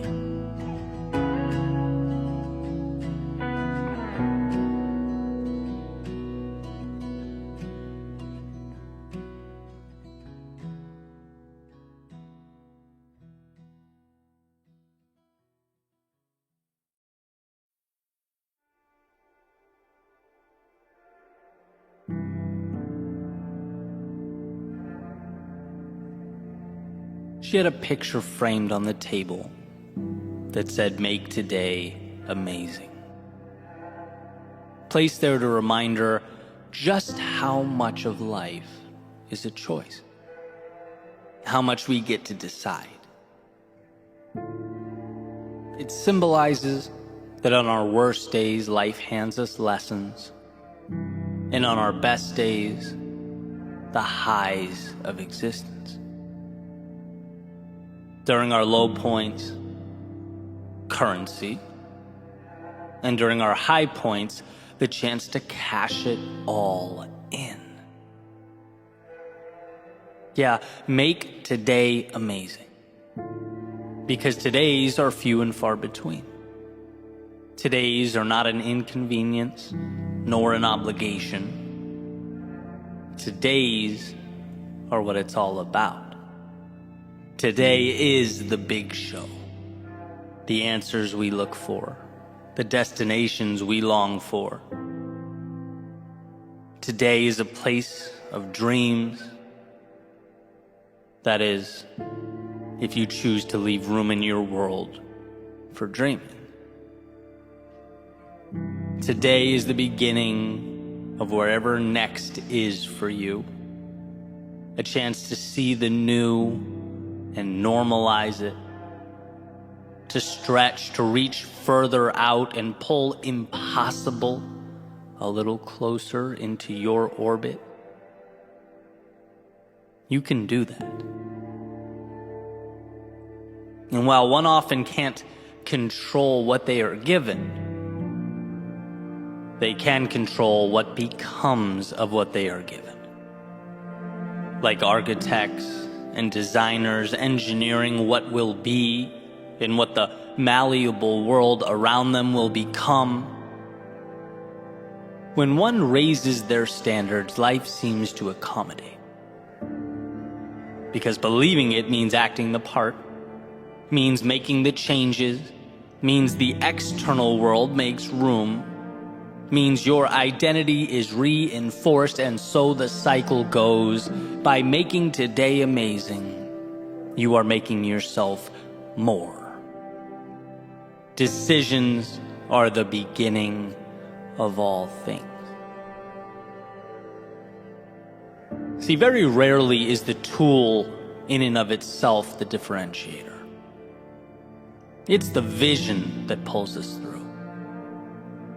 And if you take something arbitrary, say a hammer, there's no way to, based upon its existence, determine what it will mean or what will become of it. A hammer can be an agent of chaos. It can smash and shatter and destroy. It can be the thing used to tear down. Or it can be what builds. It can connect. It can alter and redefine so that something, when all is said and done, is brought into an existence that never was. It was never the tool. It was how the eyes viewed the tool. It was the vision that designated the roles that made today amazing. And the reason we all need this reminder, as far as I can tell, is because the difficult things just so happen to be the meaningful things. Because we are fighting not against some little rule or idea we picked up along the way. We are fighting against our DNA, against thousands and thousands of years of evolution. Because the fear that kept our ancestors alert and alive now in a totally new world keeps us contained and our talents minimized. The approval of others that kept us safe and secure as we once traveled the landscape in small groups, hunting and gathering, well, now it keeps us needlessly looking over our shoulders and craving acceptance. The unknowns that kept us out of the dark cave with the predator living in its shadows now keeps us confined, looking out at life's potential through self-made windows. We need to be reminded to make today amazing, because those things are quite the adversaries. Because our default is to just let the ship sail. Our default is to simply survive. After all, that is the standard and the rule by which living things abide. Make it another day. But I believe you are more than a living thing. The godlike ability to not just exist in a world, but create new ones is a miracle, both a blessing and a responsibility. To drive towards a more fulfilled you, a happier you, a healthier you, a more complete you. But one must first become aware that around them exist the pieces required to build something never before seen. The vehicle to those far-off places that were once only dreams, thoughts, illusions. I've always believed that if it means something to you, it's not stupid. It warrants exploration. For even if the thought doesn't end up being all it was cracked up to be, even if it's not the destination, but only a stop along the way, it still pushes you to the next thing, and the next thing, and the next thing. It still moves you forward in this beautiful game of life. So decide. Decide to make today amazing. Choose to make it better. Let the obstacles lift you up and the momentum carry you towards something meaningful. When others stop and find reasons to doubt themselves, how about you find this small win buried, tucked away underneath it all? The little key that may do nothing more than get you through that next door. After all, sometimes that's what life's about. Picking up your head when it's most difficult and finding the next door to walk through. And the magic is knowing you can always do that. Because there always exists both the doorway and the key, but we must be willing to find it. That's the obvious thing about those doors. The right ones will open, but they require we find the strength to approach them. They require that we seek out amazing. And so with this in mind, what is the next chapter like for you? Are you currently enduring one of life's winters? Are you navigating those inevitable valleys of despair, in which the value is in finding that single ray of light amidst the storm? Looking within yourself for the courage to take one more step forward, and another, are you seeking out that spark that will reignite the fire in you? Because it's there, so long as you choose to make today amazing. Maybe you've climbed yourself out. Maybe you're looking for whatever's next, the new evolution, seeking to follow your heart and continue the beautiful progression that is life. Let the external world support that vision. Choose to see the detail not as trivial, but as the answers. The tools that will lift you up and support what you are building, it's there. She had a picture framed on the table that said, "Make today amazing." Placed there to remind her how much of life is a choice. Because in a world of options, what a gift to choose the journey of a lifetime. What a ride that awaits, so long as you decide to step in.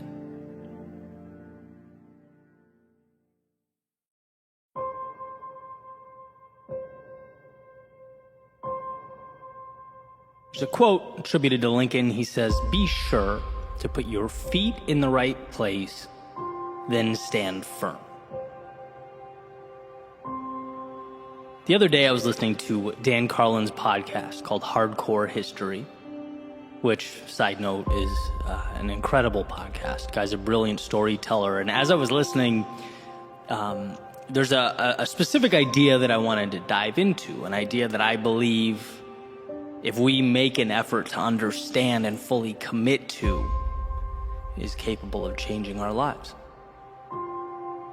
But first, some quick context, right? So Dan starts off this episode called King of Kings, talking about the Battle of Thermopylae in the year 480 BC in ancient Greece. It's that famous story that a lot of us know where King Leonidas leads that small army, which includes 300 Spartans against this massive Persian military force that's invading.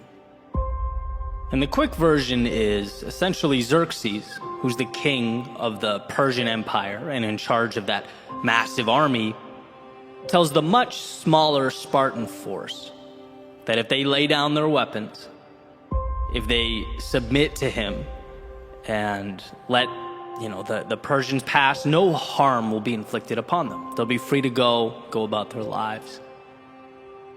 And here's the famous line. In response to the Persian command to lay down their weapons, the Spartans respond, "Malan labe," which means, "Come and take them." It's the Spartans' way of saying, look, the only way we're laying these weapons down is if you rip them from our cold, dead hands. Right? With everything on the line, the odds stacked against them, the ground beneath them basically shaking from the march of a far superior fighting force moving directly towards their location, they would not let go of their principles. They were fighting for something bigger than them.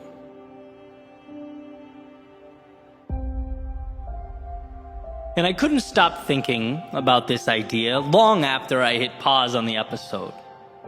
I guess I was awestruck by the power of living life with that type of conviction.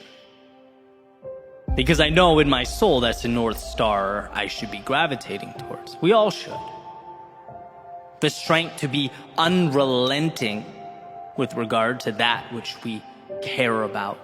The aforementioned quote from Lincoln about finding the right place for our feet and then holding steady. With everything you have, all that you are, holding firm. I just couldn't get that out of my head. And then it came to me that invading force represents so much in our personal lives. So many things. One example being the difficult or adverse circumstances, our trying times. When you're most likely to concede that perhaps you're no bigger than that world around you. Maybe life is a movie and I'm merely the audience. My job is to clap, laugh, gasp, or cry. I'm a cog in a wheel, a line in a script, powerless. In which case, you should be reminded of Viktor Frankl's famous observation that everything can be taken from a man but one thing, the last of the human freedoms, to choose one's attitude in any given set of circumstances, to choose one's own way. In other words, the outside world may change. It may evolve, but it will never have power over how you choose to internalize and view what's happening. That's innately yours. So when the circumstances feel like they demand more than you can give, when they suggest you leave your interpretation of life behind, the correct response is, as the Spartans defiantly said, "Come and take it." That army could represent a pushback against your values, the pillars of your individual foundation that you feel, amidst all the pressure, tempted to let go of. After all, it's easier to retreat than stand toe-to-toe with others. It's easier to abandon than it is to defend, at least in the short term. But as Victor Hugo writes, you have enemies, good. That means you've stood up for something sometime in your life. The enemies, obviously not being the point. I'm a believer in the conservation of enemy approach to life. Allies just pragmatically get you a lot further. But here's the reality.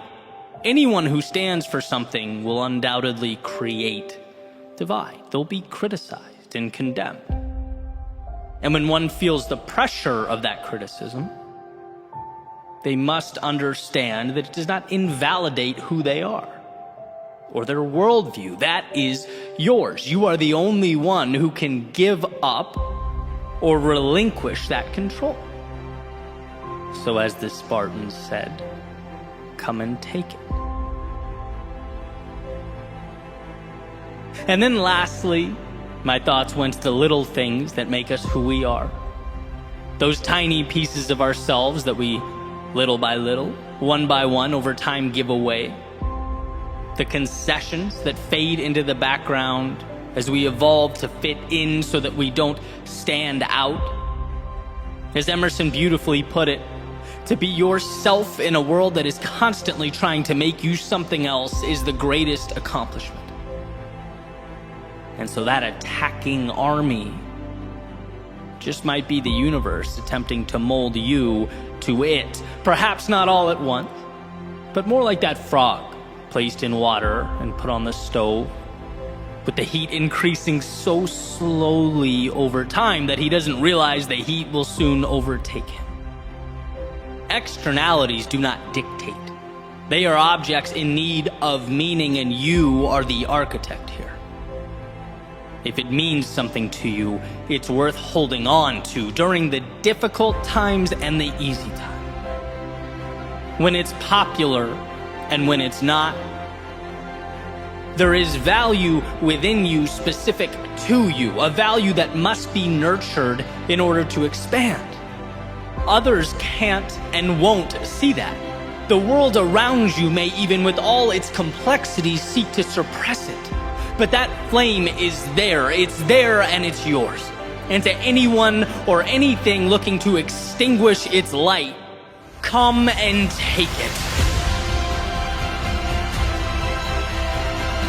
After all, what is a life if not one lived on your own terms?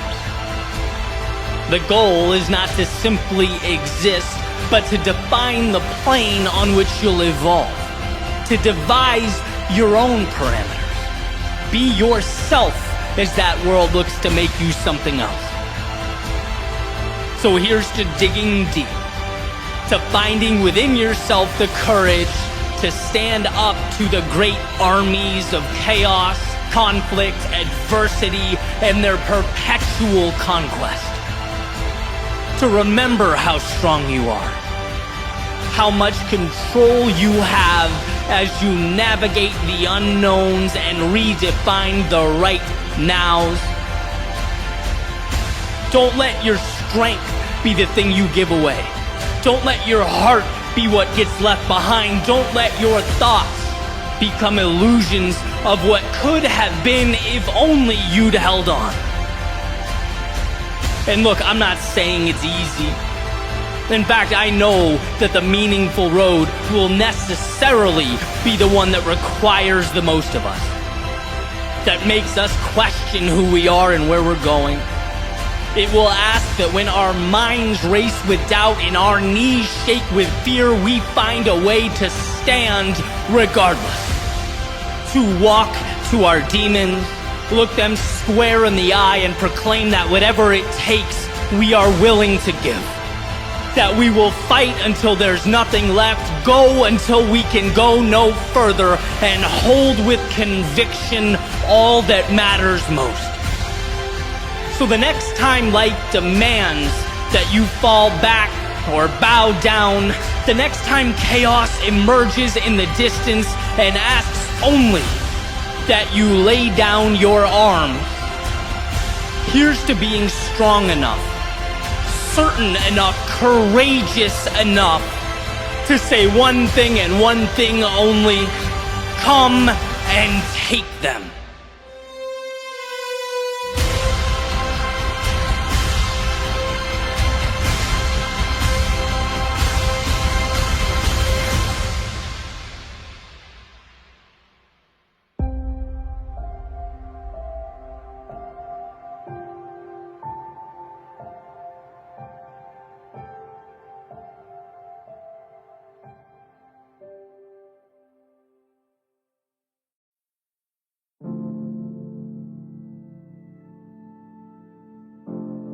Around 2011, I hurt my left arm and had to get surgery.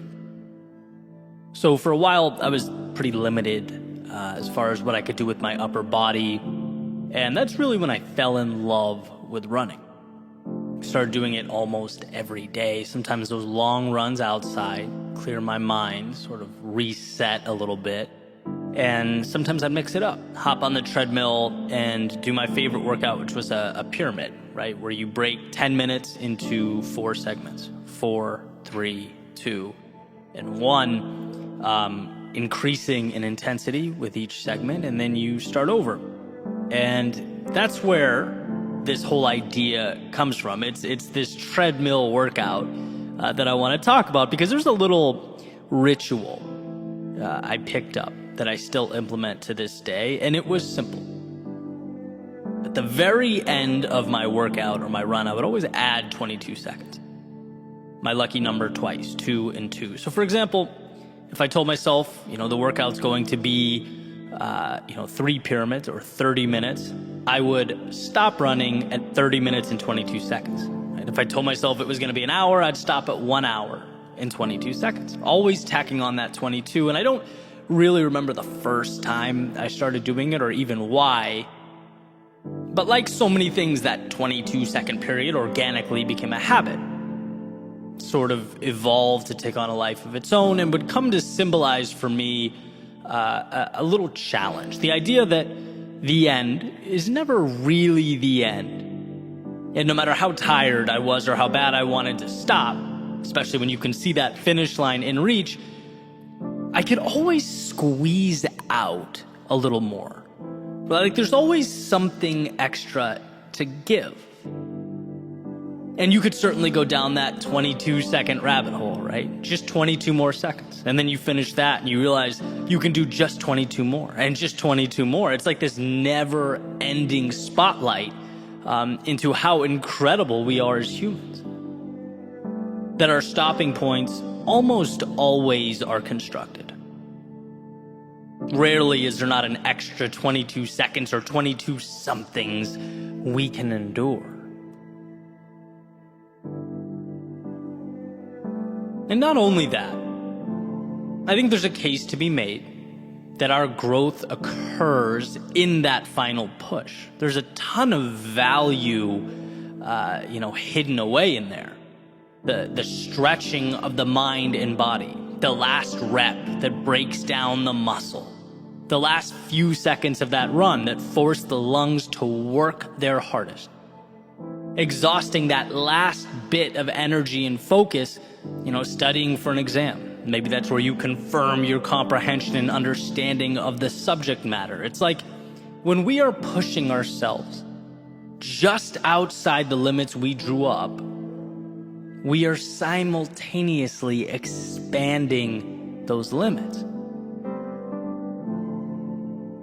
And so over the years, I've adopted that mentality. And I look at myself in the mirror now and I can see it. I'm not the same person I was a decade ago. Those little decisions to add on 22 seconds, they stack up, and they stack up in a unique way. Because it's not necessarily about the time. It's not the same benefit that, say, an hour every morning at the gym would bring. Obviously that would be incredibly valuable, but in a different way. I'm talking about mentally, an armor that we come to wear, an identity that gets materialized. It's how you see yourself and how you see the world. You understand how manufactured our parameters are. And I get it, we have to stop somewhere, sure. But it's an acknowledgement that those somewheres are fiction. They are arbitrary. You weren't made to exist within them, but to stretch them, to recreate them. And that's an endeavor that is always uncomfortable, but as far as I can tell, always worth it. The strength to go a little bit further than initially intended or designed is what will place you in a league of your own.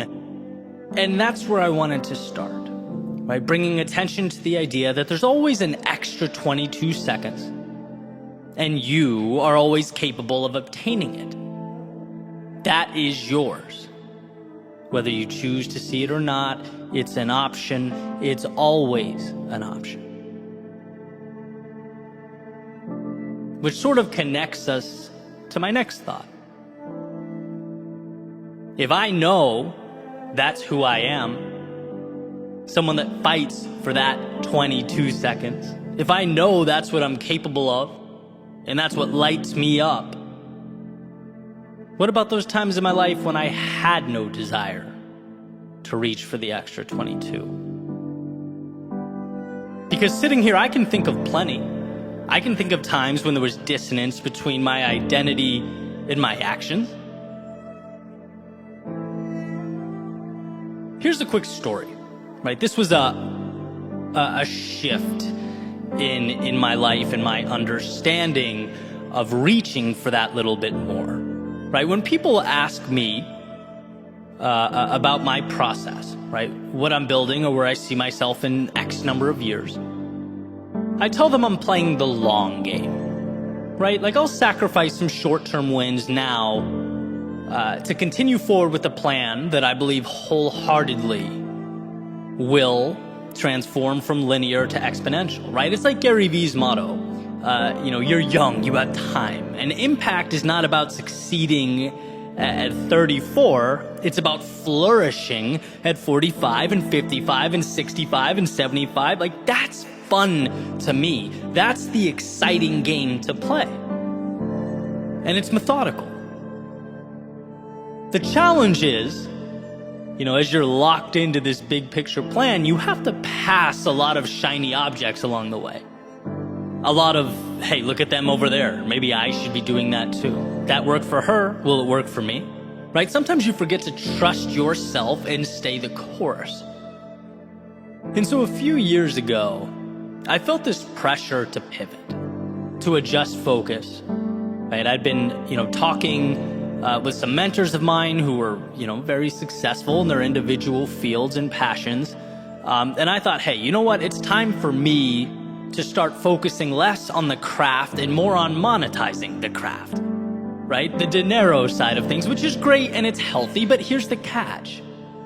As long as you're doing it in a way that aligns with who you are. And so a few months go by and I found myself living in this overly sized and priced condo on the beach that I was going to use to impress clients, making products that didn't excite me, talking to people I didn't really want to be talking to, living a life that was not my own. I'd lost myself, right? My love is storytelling. It's capturing life's seemingly overlooked secrets. That's what I get excited about in the morning. That's the value I want to share with the world. And look, money is important. It's necessary. It's freedom. But for me, it can't be about the money or I lose the drive, right? And here's the point I'm making where it all comes together. What I found is that when you're a stranger in your own body, there's almost no incentive to push for that little extra. It's like, who cares about fighting for 22 seconds? I'm so misaligned, I don't even want to be here. right? That is the red flag. That's the indicator that it's time to adjust. Because if I'm someone who wants more, who pursues and acquires more, and I don't feel the urge to do so, it's time to change. And I broke the lease, put everything I had in a car, went on a little 3-month excursion, realigned. And if I'm not willing to suffer through that little extra, to go above and beyond, it's not for me. And so that's a big example, but it obviously manifests in smaller ways as well. Yes, you are someone who can and will chase down the beauty in life, who will transform that little extra into something meaningful, but you also have to position yourself and the world around you to make it possible. And when you don't feel that hunger inside, and this is the point you need to understand, it's not you, it's not broken hardware, it's not that you innately lack drive or confidence, it's that you need to rearrange the scenario. You need to find alignment. Because I promise you, if you want something enough, you'll be willing to fight for it, to hurt for it, to break boundaries for it. But you must first make sure that you're pointed at something you want, something that moves you. And here's the part where I remind you of all those things you've already overcome in your life. Of all the times you thought your tank was empty, but you found a way. All the times you were hurting, but kept moving. All the times you were broken, but put yourself back together. We are not told in school or at work how resilient we are. We're not told that we often stop thousands of 22-second periods short. We aren't told that we're living at a 30% capacity, operating at a fraction of our potential. We don't even realize the little miracles we've created along the way. A strong purpose and a willingness to stretch yourself as you pursue it will change your life. And that's not hyperbole, that is fact. If you want what you've never had, then push yourself further than you've ever gone. And we're talking little stressors, expanding one step at a time, until you eventually look over your shoulder and see the miles you've traveled.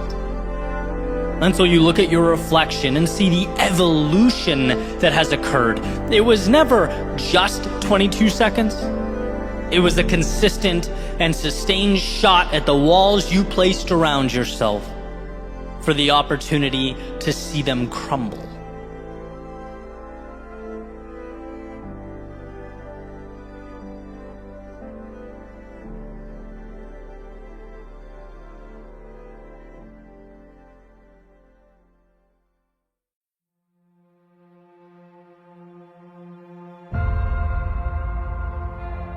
Let's right out of the gate draw a line. The most important line one can draw, a line of demarcation separating who you were and who you are. A line between the past and the present, and this line marks your return. No, not to the days of old, but to step one.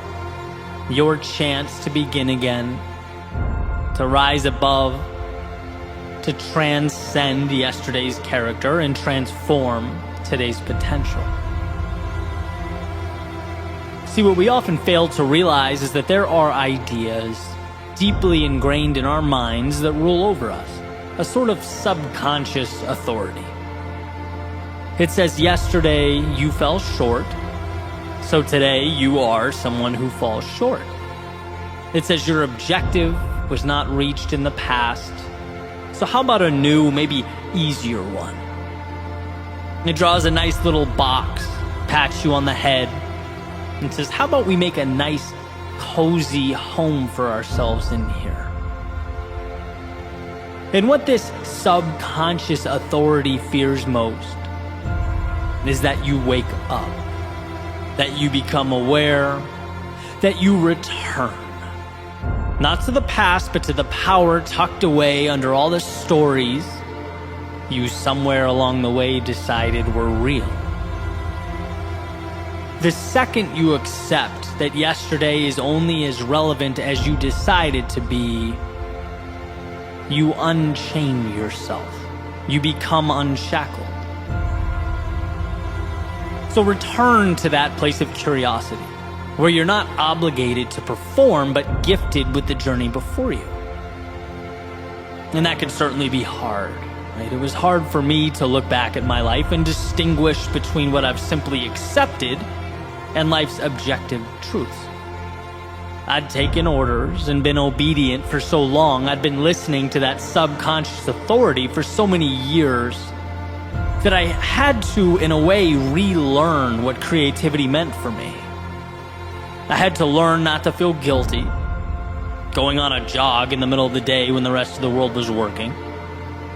I had to learn that my instinct wasn't to explore, but to stop short.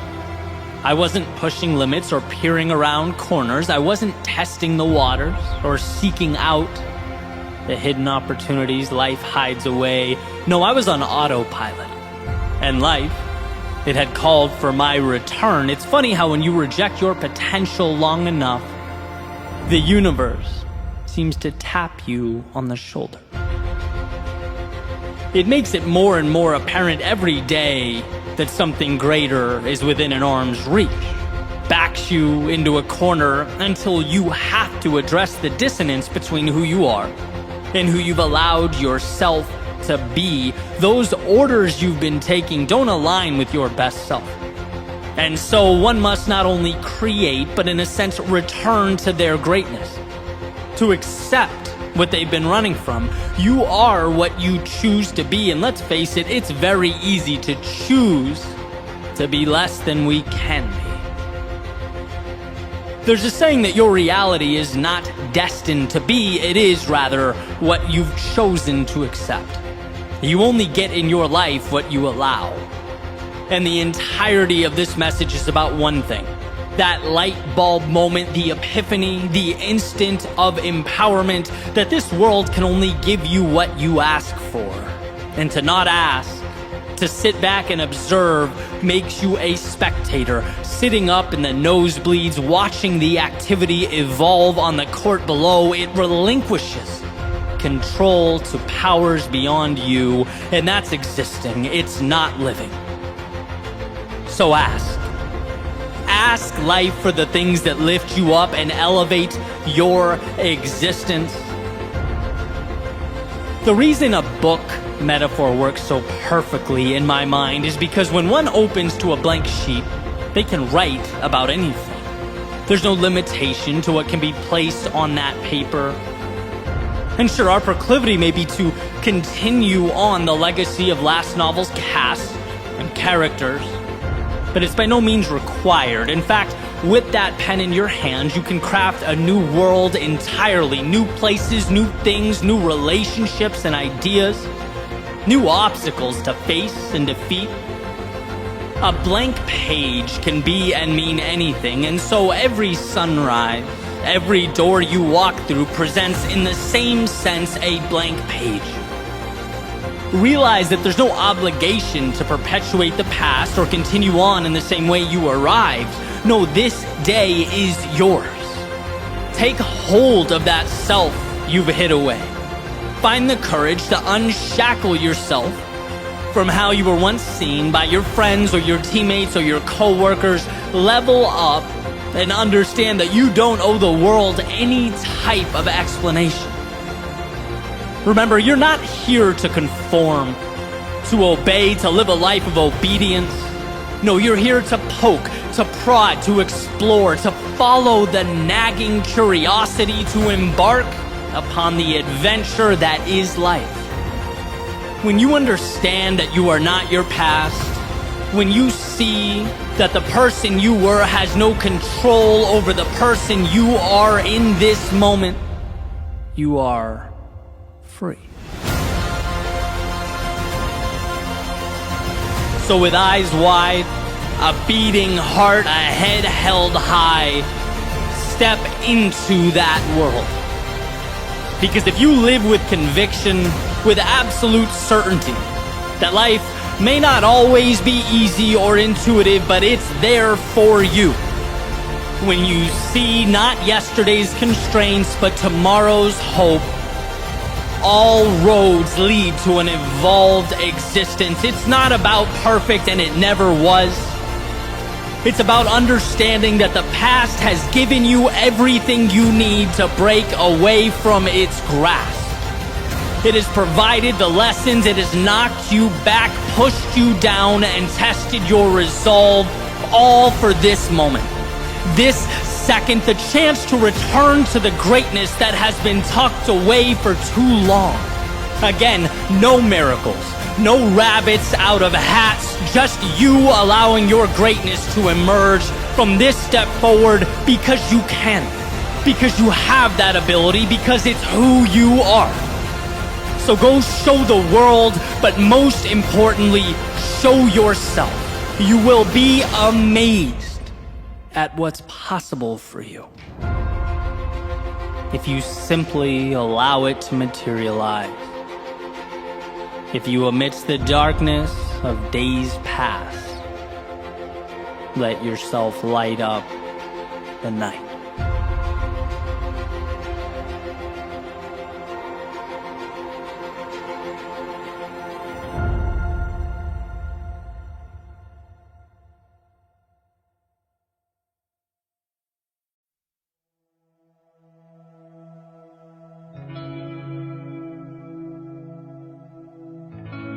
You have to see it before they do.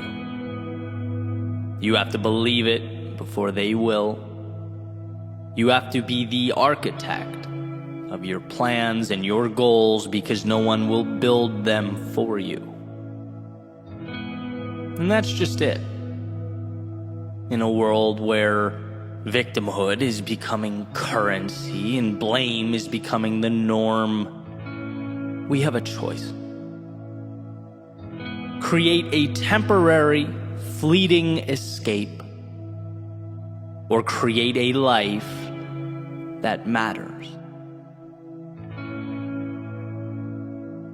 You know how much easier it is to project out at the world?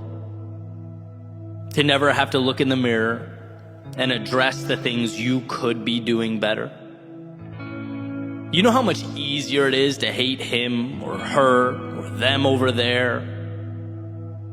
To make up stories and scenarios about how much different life would be if it wasn't for A, B, and C holding you back? I mean, short term, it's like winning the lottery, right? You don't have to take any accountability.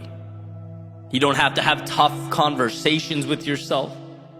You don't have to reflect on the painful memories or decisions. No, you can put your feet up, sit back, point at the world, and say, look what they made me do. If only. But here's what's not being said. Every time you point your finger away from your own chest, every time you project blame, you're letting yourself down. Why? Because we only grow when we take accountability. And yeah, accountability can be painful, uncomfortable. But in that discomfort exists the only bridge to a better tomorrow. That's it. Right? You go to the gym, you put your muscles through stress, you break them down so that they can be built back up stronger. Personal responsibility cannot be the muscle we refuse to build. There's too much at stake. It can't be the thing you avoid. Why? Because it's what injects meaning into our lives. I'll never forget in the 8th grade, and I bet every single person in that class still to this day remembers, my teacher, Mr. Betancourt, walking up to the front of the classroom. He had his hands in a bowl shape and was holding it up to the ceiling. explaining to us that you can't go through life asking the world to give you its scraps. That if you sit and you wait and you hope and you blame, you will lose. That's the recipe for bitterness and resentment. Think of it like a fork in the road, right, where our two options are vastly different. You go left at the fork, and you enter a world of escapism, refusing to confront your problems, finding reasons you can't do that which you know you need to do, hating others, those who have built, grown, or created themselves. Or you go right at the fork. You learn to do the hard thing, to humble yourself, to take control of your life and your world. When things aren't the way you want them to be, you look around and you immediately ask, things outside of my control may have brought me here, but what can I do to fix it?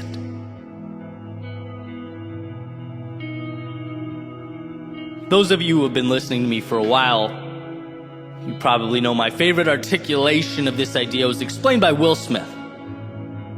Basically, he said, look, you can't control where you start.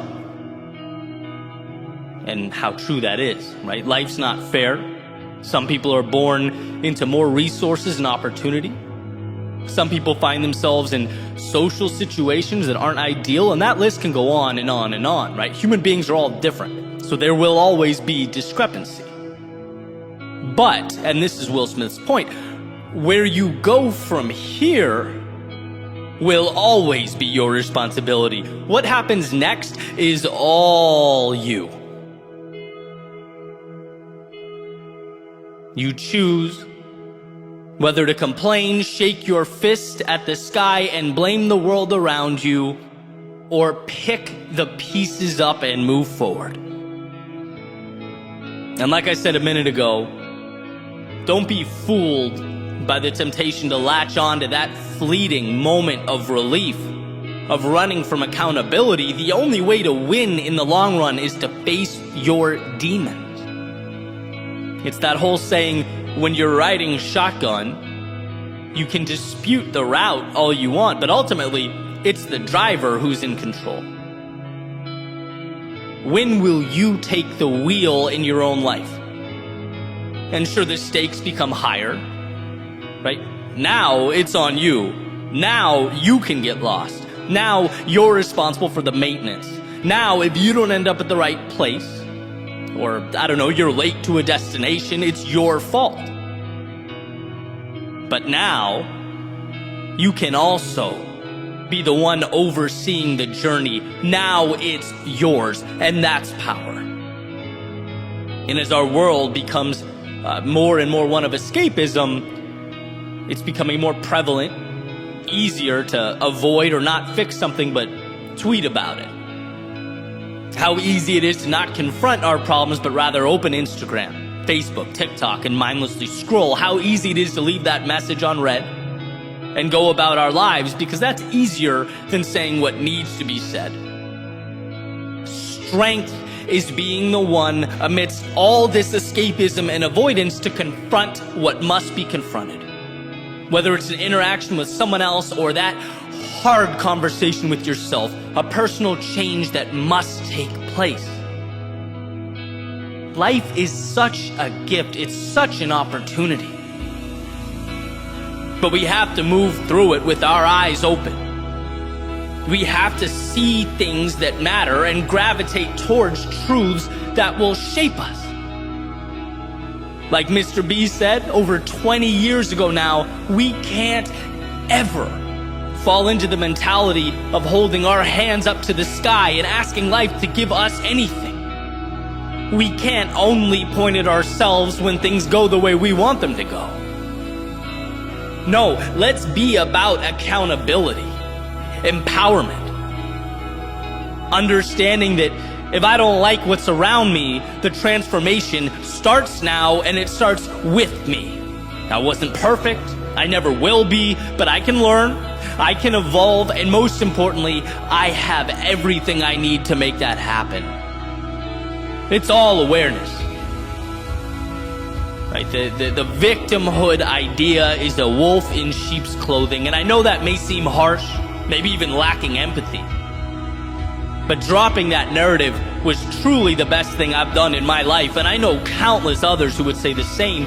You can't be both a perpetual victim and be in control. No, life is tough. It knocks us down, and at times it brings us to our knees. But this is a reminder that you cannot stay there.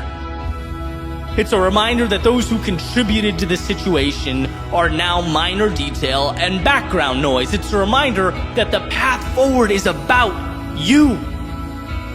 It's about you pushing all that aside and asking yourself, what's required to move in the direction that I most want to go? Because you are that powerful. You are strong enough to make that move. And there will be a point where you look around you and the circumstances have changed. The people are different. The environment is different. You're different. And you'll smile at yourself knowing it's not because of what the world provided. It's not because of what anyone gave you. It's not because of what people out there did or didn't do. No, it's because when you were at your lowest, when life was presenting curveball after curveball, when you looked around and maybe even thought to yourself, there's no way forward here, you found a way to get up and create something new.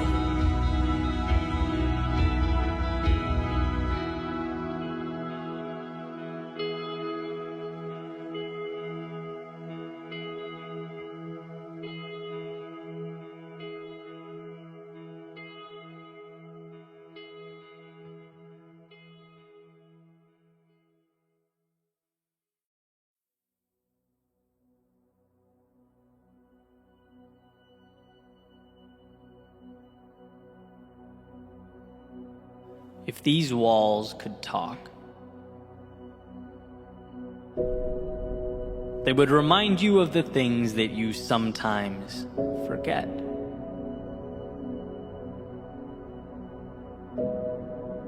Yeah, those elusive things you tend to walk right by. It's not that you've chosen to ignore them, it's that, well, people are complex.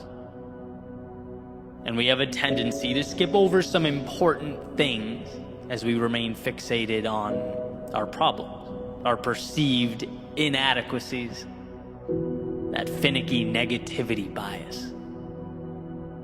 The one that states, if you went to a restaurant 100 times, had 99 incredible experiences, but something went wrong on the 100th, well, that restaurant would forever be known to you as the place where things go wrong. We are wired not to see the good, but to identify and avoid the bad.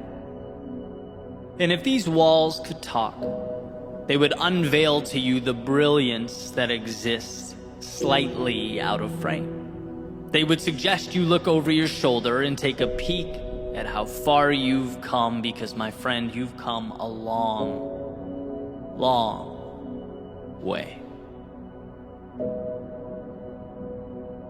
It's funny how slow progress moves.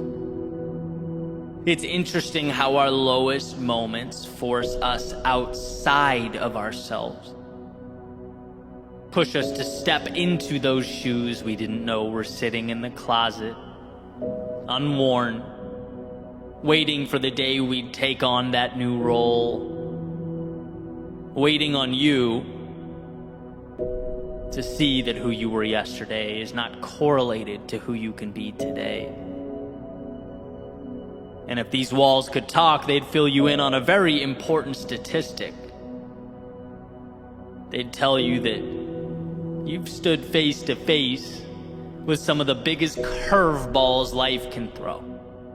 You took on struggle, and hardship that rocked you to your core, and as you stand here now, your success rate through all that comes in at, well, 100%.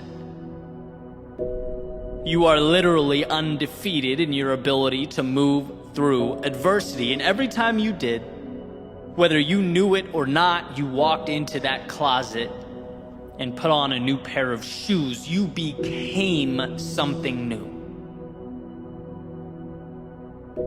Sometimes progress is so slow that it feels like pain and it looks like stagnation, but it is anything but.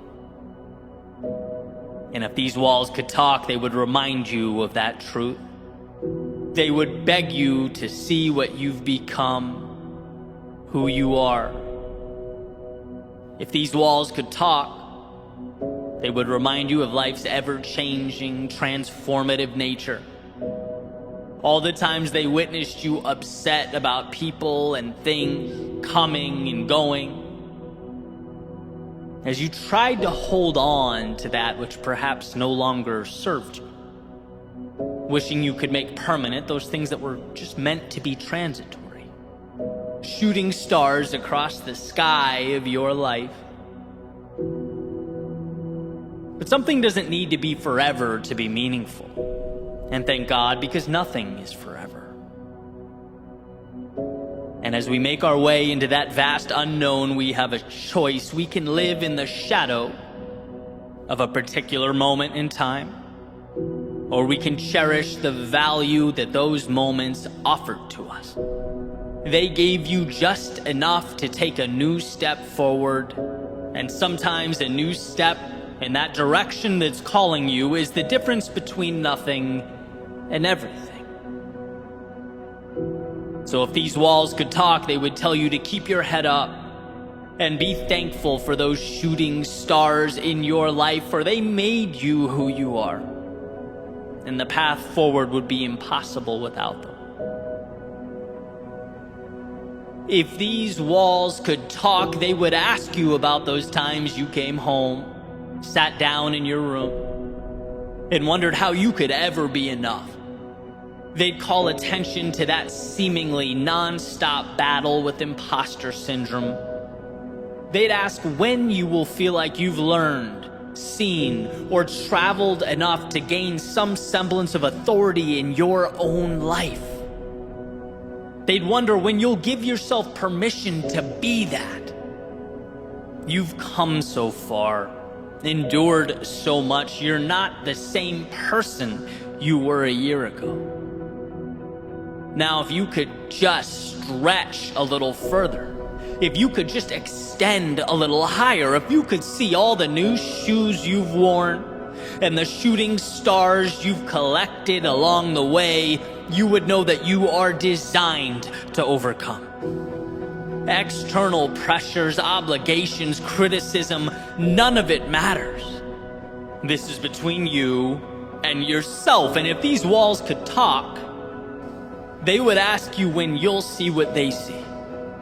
The brilliance, the magnitude of your potential. When will you be you? Marcus Aurelius wrote, "Remember how long you've been putting this off, how many extensions the gods gave you and you didn't use them.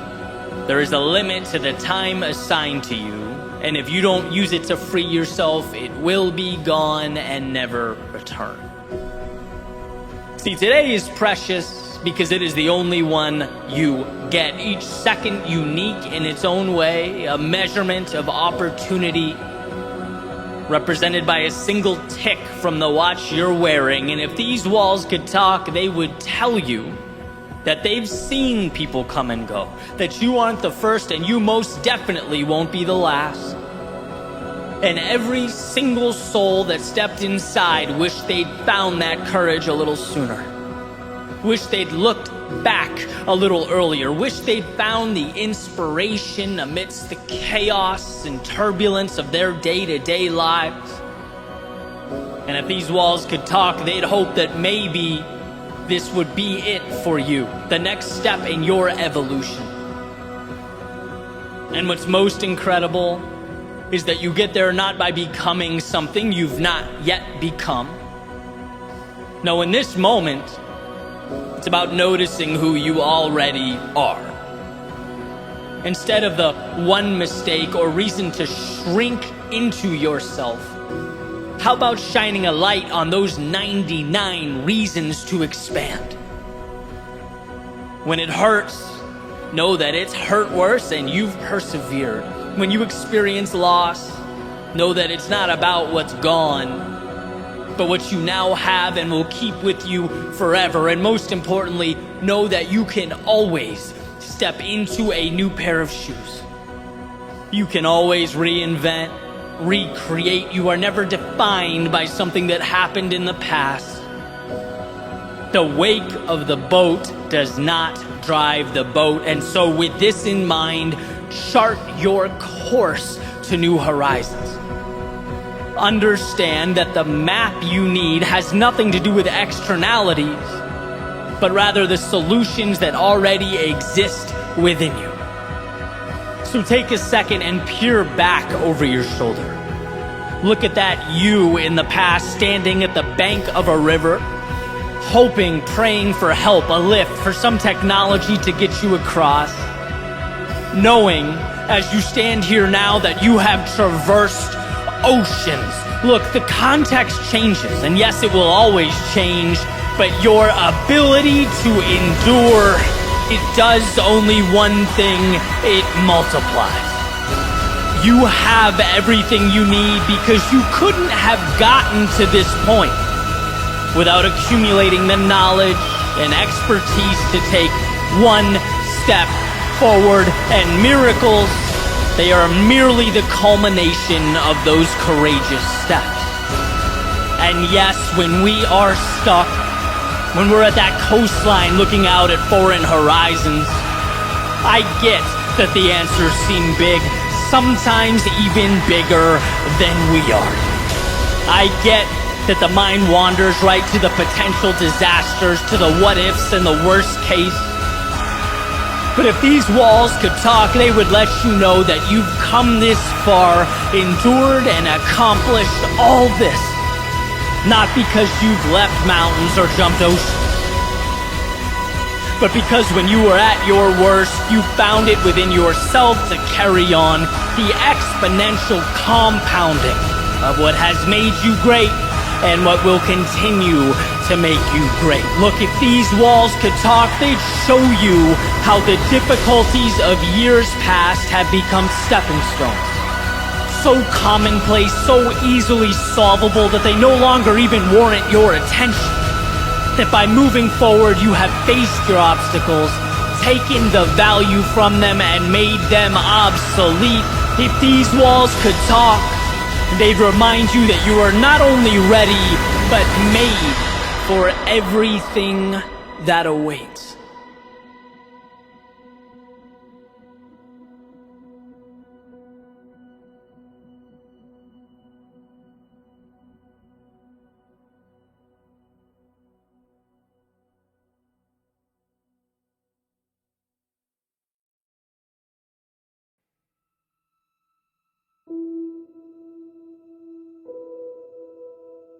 In a way, our eyes are liars. Not in what they portray, but in the implication of their portrayals. Our eyes highlight to us one thing: what surrounds us now. We receive a snapshot of the current moment. And what took me years to understand is that possibility and hope live far beyond what surrounds us right now. And it's that pursuit of possibility that saved my life. Immersing myself in the unseen. Perhaps we were given the now, not to subserviently accept it, but to transform it. I believe in our own way, we're all architects. Here's what I've found to be tricky, though, as I've spent time thinking about this. What I believe and I've come to recognize is that two things can be true at once. First, all we'll technically ever have is the present. As Eckhart Tolle explains, depression is essentially being lost in the past, anxiety is being fixated on the future, and that a healthy life is learning to cherish the now. But second is the power and control of being able to point the now at something far beyond what our eyes convey. It's the magic of knowing that we spend our days navigating a world of limitation and restraint. And it's not that we wake up and think, I'm going to restrict myself today. I'm going to not live up to my full potential. No, it's that we go on autopilot. We observe this slideshow our eyes play for us day in and day out and exist within those parameters. That seems perfectly reasonable. Our eyes show us a wall and our brain says, okay, this is where we stop. The end. And what I want to highlight is that world just beyond what our eyes show. A world that pushes things a little bit. A world in which we ask, okay, but what if I gave a little more? Or why can't I be like those people in my life I look up to? Why shouldn't I change the circumstances that weigh on my mind? Why have I accepted these things that make me unhappy day in and day out? Just because it's the image your eyes show you right now doesn't mean it's where you stop. But we have to learn to look for more. When I was pretty young, like right about the time home PCs were gaining prominence, my parents got this gateway computer that came with a Star Wars game demo. And you have this character, you wander around the spaceship, and I played it, and I played it, and I played it, and after a while, I explored all there was to explore. Right? Or so I thought. I assumed I'd maxed the thing out because it was a demo. It wasn't the full game. So my assumption was that it wouldn't let me do too much until I went out and bought the real version. Then one day my friend from up the street came over and I'm showing him the game, and somewhere he notices a little button that opens up this door, and come to find out there was actually a lot of real estate left to explore, a lot of game available. It led to a tunnel that led somewhere else, that led somewhere else.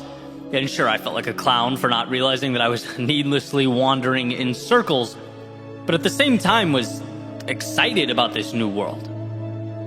There's something about that concept, the secret door, the bookcase that can be moved to unveil a passageway to something greater, to the value locked away and invisible to the untrained eye. One of the most important things for us to understand is how many of these doors exist in our lives. That if we choose to recognize and identify something more, something that excites us and invigorates us, we can usually draw a line to it. We can start little by little heading that way. Because within the current moment slideshow we see all around us exist the little passageways, the side streets, the tunnels connecting to something more. That of course those gates won't open up if you've not constructed a destination in your mind worth traveling to. Again, not because you're insufficient or inadequate or wrong, but because our default is to live life on demo mode. We have to manufacture more. Build a higher platform, and then climb up to it using ropes and ladders that we already walk by every day without thinking twice. Our world, our right now, is a toolbox waiting for us to construct a more meaningful, peaceful, happy tomorrow. And so again, I present the question, where are these hidden opportunities or gateways in your life? Where can you find the advantages dressed up as the mundane? Is it in a book? Is it a conversation? Is it applying to that thing you've been hesitant to pursue because you're scared of what might await? Is it understanding the power of 10 minutes a day? And how starting small opens doors that we can't even comprehend? Is it a little boldness? Is it looking in the mirror and realizing you're still shackling yourself to who you were yesterday? Is it understanding that someone or something in your life isn't conducive to your well-being? Is it an hour in the morning to think, an hour at night to breathe? Is it changing a self-limiting relationship with time or money or resources? What walls can you knock down so that you might open up a world that's meant for you, a world that's malleable and without limitation? Your eyes, they don't tell the story of how things can be or what they mean. They show you the infinite tools at your disposal to build, to create, to design, to never accept a now that wasn't chosen with intentionality. That where there exists pain, there also exists a door to lessen and transform that pain. Your journey, it never ends where you are, it ends where you choose to stop. It ends where you plant a stake in the ground and accept the world around you. So if no one has told you recently, let me remind you how powerful you are. Let me reiterate what you are capable of. And that perhaps your reality requires of you some customization. Perhaps the courage to step outside the routine and the obligation. And as the architect you are, build something beautiful, meaningful, something incredible to stand on. To recognize the distinction between what is and what can be, the second one understands that they are walking by the very solutions they need. That to remain in a state of discontent is simply an indifference to the resources around them. Remember this. What you see, your eyes don't provide an end state, but a path to the next chapter. A chisel to little by little evolve. As someone recently reminded me, Mark Twain's quote, "Logic will get you from point A to point B, but imagination will take you everywhere." Why? Because so much exists beyond the parameters of everyday life. It's about mapping new paths with new points and new rules. Because some exist and some live. Some comply and some create. Some see what is around them, and some ask, what can I build with what is around me? So build. Towers that touch the sky, bridges that connect the earth. Build like this is a game, and the only way to lose is to stop yourself from experiencing all it has to offer. Build like there's a world far beyond your front door. Because if you do, that's exactly where you'll find yourself.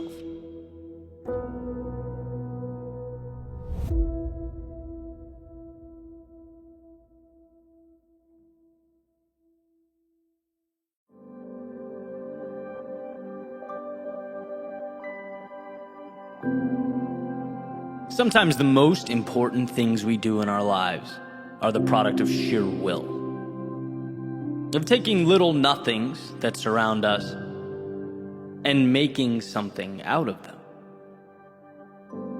In other words, the greatest opportunities, often the ones we need most, they simply aren't obvious. They're hidden. Hidden behind what looks like difficulty, what appears to be hopelessness.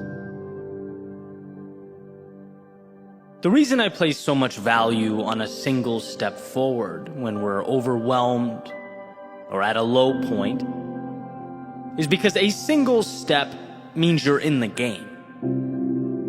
You're giving yourself a chance to find and obtain those little hidden away pieces that can't be found when we stand still and dwell on a situation. Mobility is empowerment. And when we move forward only with what we have, we're continuously reminded that what we have is enough.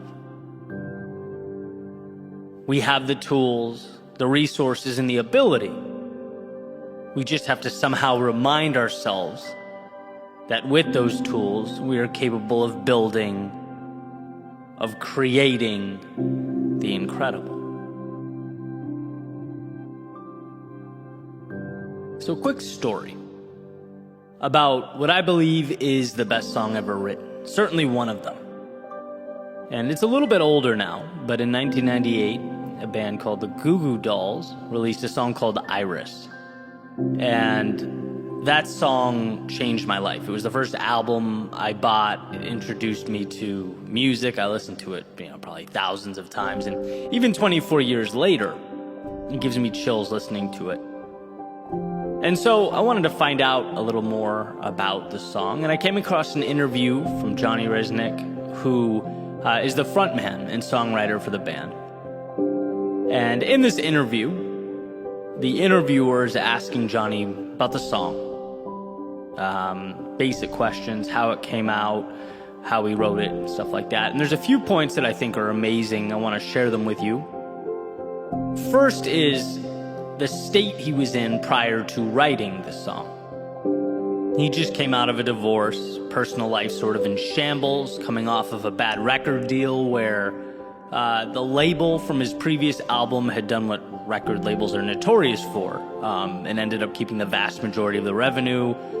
He had writer's block, just felt down, and had left his home to stay at a hotel in Los Angeles. Right? Bottom line is, it's not a dream scenario by any stretch of the imagination. And then gets a call from his manager about potentially writing a song for the City of Angels soundtrack.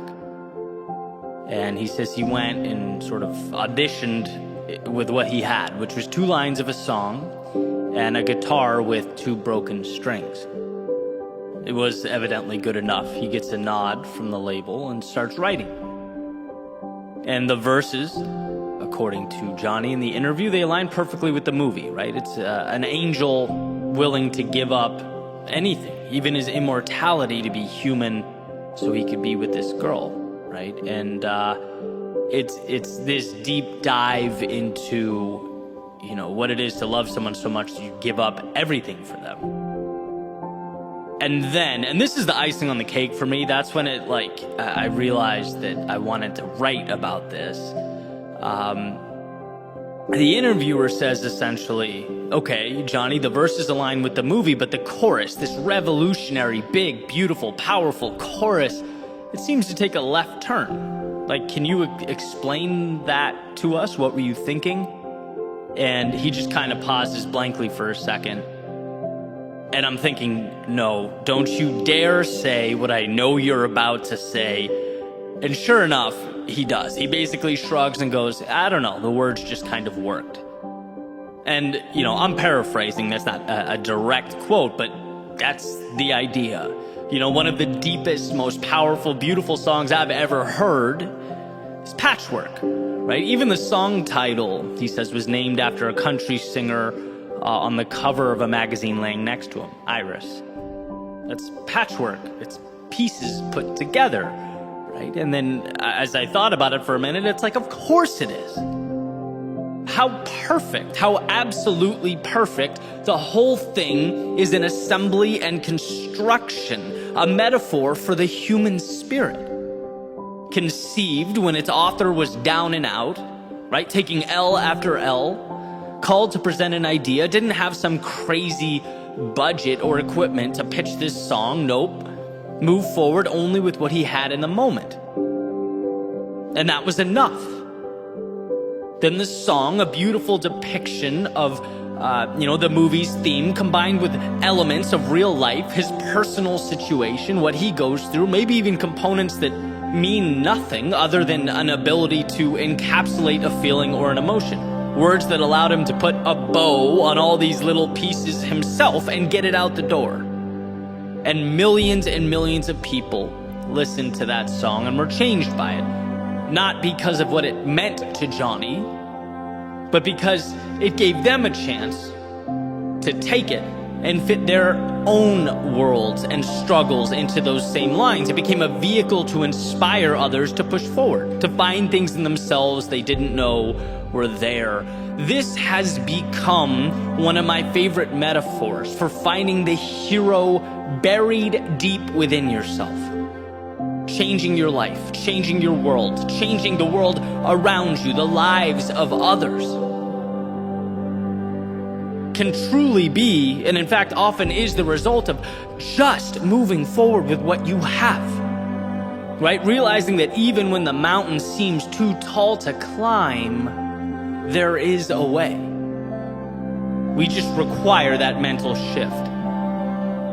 Listen to this question, right? Because I used to ask myself all the time, is this possible? Can this be done? Well, then that becomes the question that I focused on. And everything that occurred around me became evidence that would either support or invalidate that possibility. The second I came up against an inevitable barrier, I'd think, maybe this is telling me the answer's no. Right? Life will always be evidence for or against the questions that you choose to ask. Which is why it's so important that you're asking the right questions. Because the second you change that question to, look, I know this can be done, but how will I do it? You start looking at life as a puzzle that must be solved. That same obstacle that was once interpreted as a stop sign is now merely an indicator that the path exists, just perhaps somewhere else. You've extended the pursuit. You've given yourself permission to keep looking. And it's because of these self-created expeditions that we find more in ourselves. You know, things won't always go perfectly, but when you look at those imperfections through the right lens, you see that this isn't about you. It's about that particular door being locked. All you have to do is believe in yourself enough to move to the next one, to continue knocking until you find a door that opens, until you find that bridge to whatever comes next. And that's why I love that story about Iris, why I wanted to share it today. It's crafted during times far from ideal, with resources far from abundant, with words far from perfect or related or self-explanatory.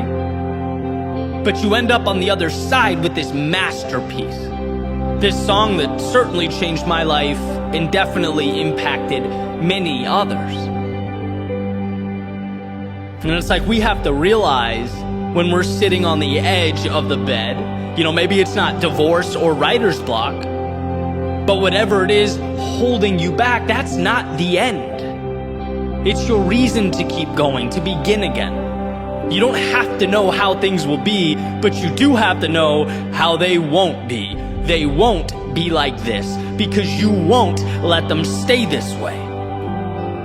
And maybe it's not 2 written lines and a broken guitar. Maybe it's moving forward when your strength is not at a 10 out of 10. When you don't really have that spark. Or you're longing for some resources, some finances, wondering where they'll come from. But pushing forward one little step at a time until things start making sense. And maybe it's not a combining and restructuring of song lyrics, using your personal experiences to fill the gaps on the paper before you. But it's trusting that your own story will ultimately tell itself if you don't put the pen down. That the heroes will rise, the villains will fall, and the adventure will continue on. After all, that's what life is. One giant adventure, testing us, pushing us, and transforming us when we're at our lows, while reminding us during the good times why we're lucky to have been gifted that same adversity we once looked at with contempt. Why we're lucky that when everything's made to be broken, as the lyrics suggest, we get to make something imperfectly beautiful with the pieces.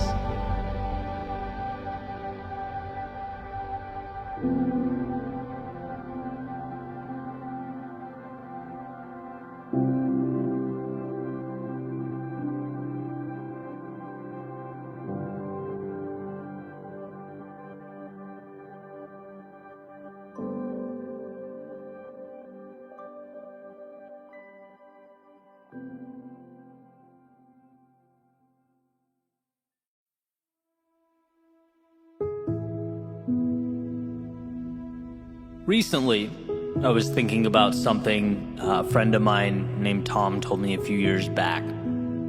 He owns a company in Oklahoma City and was telling me about how someone he'd hired essentially stole from him. And the first question that came to my mind as he was telling the story was, okay, what are you going to do about it? And I asked him the question, and he was kind of quiet for a second, and then asked in his southern accent, Eddie, if a snake bites you, are you going to chase it into the woods to get your revenge, or are you going to get the medical attention required to save yourself? Basically, are you going to focus on the past, or on what to do from here forward, right? Basically, he cut ties with the person, but had moved on. Was already thinking about next steps that were best for him, his family, and his business. And I can tell you, since hearing that, it's become an incredibly valuable idea in my life. Especially as you realize that there will never be a shortage of problems. You do what you can to avoid them. You try to steer clear when possible, but adversity will always be a factor. It's about knowing that and stepping into it regardless. It's something that's always intertwined in our development. And I find value in asking myself, is this action I'm about to take conducive to my growth and my happiness? Or am I just chasing snakes? Does this just feel good in the short term because I'm angry or I've been wronged or something along those lines? Especially since most harm inflicted on others derive from incompetence, not malice, and I truly believe that. I think very frequently we attribute sinister motives to others when 99% of the time it's, sheer stupidity. It's imperfect humans trying to navigate an often complex world. We make mistakes. Now, I'm not suggesting you don't stand up for yourself when you've been wronged or slighted. Of course you should. But the magic is in not personalizing the situation. Right? Possessing the emotional IQ to understand, hey, look, it's not about me, but whether I can salvage this situation from here. And that depends solely on how I choose to look at it. Emerson wrote, people do not seem to realize that their opinion of the world is also a confession of their character. And what a powerful point. The flexibility and the leeway available to us when it comes to making sense of the world speaks to not how the world is, but how the onlooker thinks and interprets. Depersonalizing the situation is one of the greatest superpowers at our disposal. When you're angry and accusatory, you will, as Tom put it, end up chasing snakes. You'll end up breaking things that will need to be rebuilt and uttering words you'll wish you'd never spoken. But the 5 seconds required to pause, to collect yourself, and realize that you're in control is everything. The ability to see the person, the situation, or the world not as an adversary stacked against you, but as an inevitable challenge that must be managed. So how will you choose to manage it? How will you choose to arrange the pieces? And by the way, I'm fully aware the constant theme for my speeches and podcasts and videos is the act of pointing not out at the world, but in at ourselves. My responsibility, my fault, my problem to deal with. I understand just how heavy that is, how hard that can be.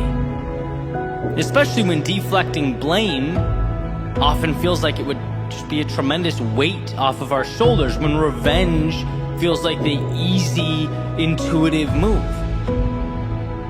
But again, it's short-term relief. To truly grow, to find the calm and happiness and meaning we long for, it's the internal relationship with ourselves that matters most.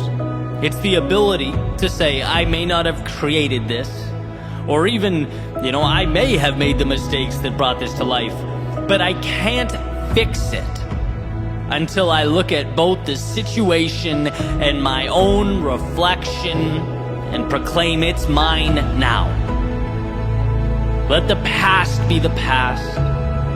Now it's me and the present. And as far as I'm concerned, the present and opportunity, they are always one in the same, so long as we choose to see it that way.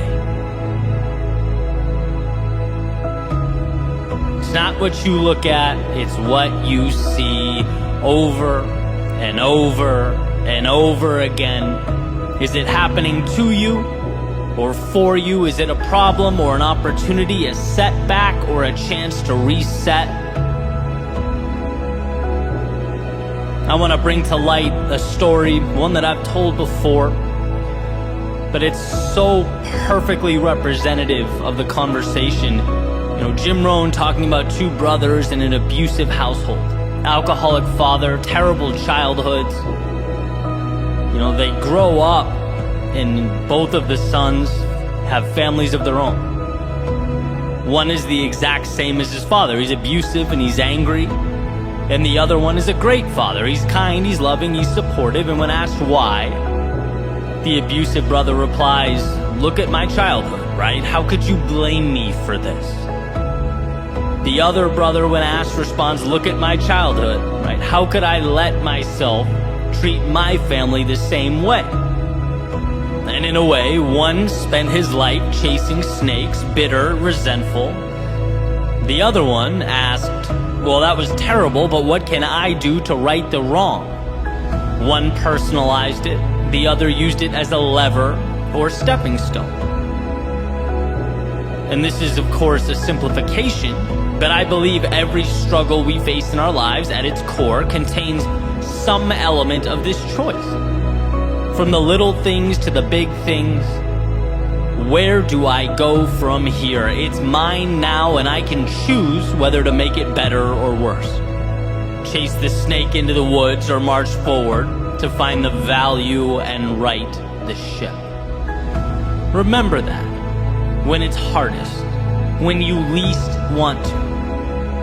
Remember that the present contains every single thing you need to begin a journey to recovery, to growth, to contentment and meaning. You, on your end, though, need to be willing to slow down the moment.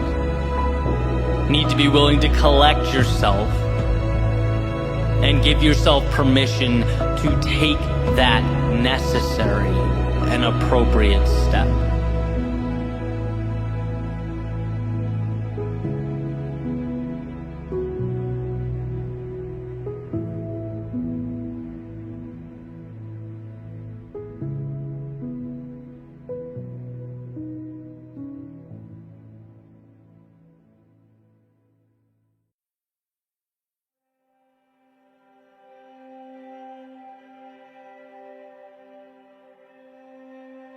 A life well lived is a dance between having the strength to walk away and having the courage to go all in.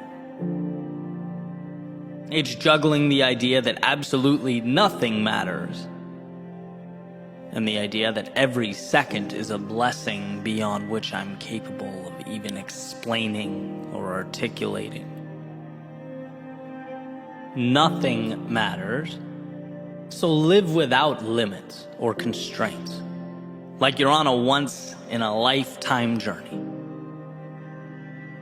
But everything matters, so know that every second along the way is perfect, a building block, a microcosm of the universe resting in the palm of your hand.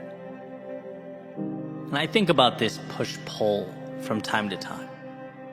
I play with the idea that nothing matters when I need courage, when I need to convince myself to be a little bolder, reinforce the understanding that there is no pressure here. Life can only give what I'm willing to carve out.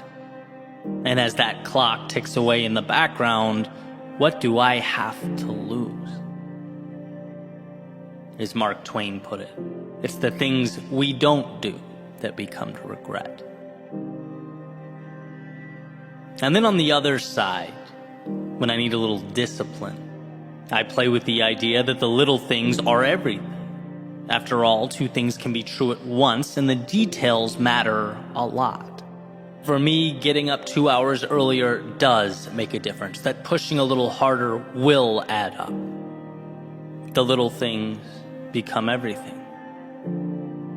And painting that portrait that had been tucked away in my imagination, well, that's done one very real, very tangible brushstroke at a time. It's participating in that dance between nothing and everything, the real and the imaginary. But for the time being, let's leave those very important little things and focus on the divine big things.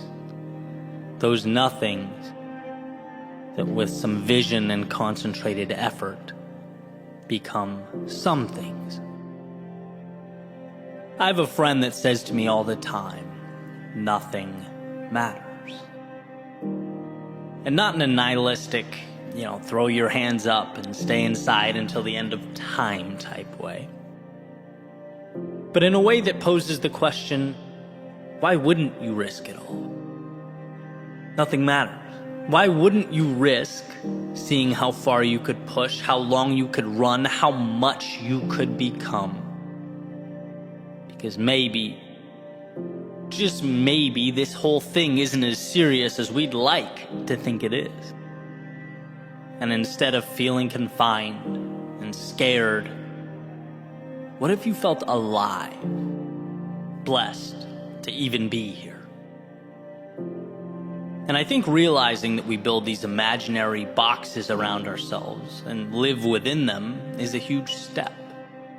That awareness that we spend so much time reaching out for things that will save us, when in reality we simply need to set ourselves free. We need to open the gates, build bridges to the infinite opportunity that surrounds us. And when I think about this, a feeling that still comes to mind, feeling I had after 2K tests in college. Those of you that have been on the rowing machines, I'm sure you get it. But if not, picture a feeling similar to an all-out sprint for roughly 6 or 7 minutes, depending on when you cross the line. And when it was over, after I'd finished picking myself up, I would just sit in the hallway, cherish the feeling of being done. Right after pushing my body to its maximum, I'd appreciate the nothingness, the same nothingness that I'd never pay attention to at all otherwise. But in that moment, it was everything. What a gift. As you regain your composure, as your heart rate comes back down to earth, to just be still. I still love that feeling after physical exertion, the reminder to just be thankful for a moment of serenity, a reminder that life can and will inflict upon us these periods of absolute chaos, of turbulence. And often they're very necessary. They harden us, they shape us, but they also remind us to appreciate their absence. Same thing goes, and a lot of you, I'm sure, will be able to relate to this, for something like a headache or a migraine. When they come and go in my life, it's like the second a brutal headache dissipates, that nothingness is the greatest gift I could ever imagine. The absence of pain, infinitely more valuable than any tangible acquisition. And I think in those moments, we get a glimpse of the world in its purest, simplest form, where all the nuance and detail we worry about doesn't matter much. Because look at what we have. Look how much surrounds us when we position ourselves to notice, when we simply pay attention. Tolstoy said, "If then I were asked for the most important advice I could give, that which I consider to be the most useful To the men of our century, I should simply say, in the name of God, stop a moment. Cease your work. Look around you. An incredible reminder to never forget where we are or what we were given. To remember that by breathing in the air around us, we have, in a sense, already won. And I love this because for a brief moment in time, it swings that pendulum to the nothing matters side of life. When you're living a miracle, why sweat the small stuff?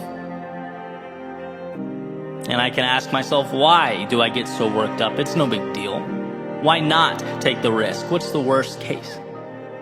That I fail and have to backtrack as a now more informed and knowledgeable person? Why not stand in the face of my fears?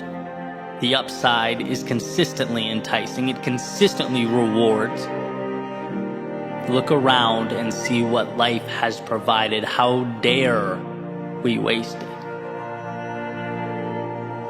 And with that said, I'd also be remiss not to include this little caveat. I'm careful with the words nothing matters. Because even though in the context I've been using it for years, it's a positive, empowering thing. It's my reminder to push boundaries.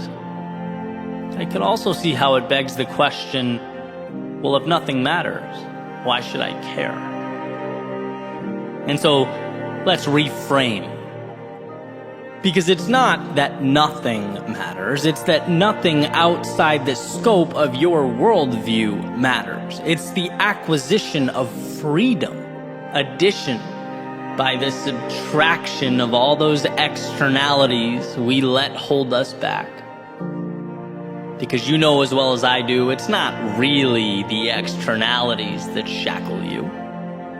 It's your thoughts about them. So open the gate to your mind, let the detrimental out, and keep the necessary and the ideal in. Nothing matters if it doesn't align with your values and your destination. I know I say in every video, speech, podcast episode that we are the authors of our own stories. And it's because we craft our nothings and our everythings. It's because your universe, the one behind your eyes, it needs a maker every morning. And if you allow it, each sunrise can be your genesis, your own beautiful creation story. You have your hand on the dial. And so, amidst this world of infinite beauty and opportunity, look around you, soak it all in, ask yourself, what does freedom look like, feel like? Because you were put here to pursue that. And outside of those parameters, I believe that nothing matters. So why not live like it? Dream like it. Use the little thing in front of you to build the big things that have not yet arrived. Walk away when it's misaligned and go all in when you know in your soul it's right. There is everything to gain and nothing to lose.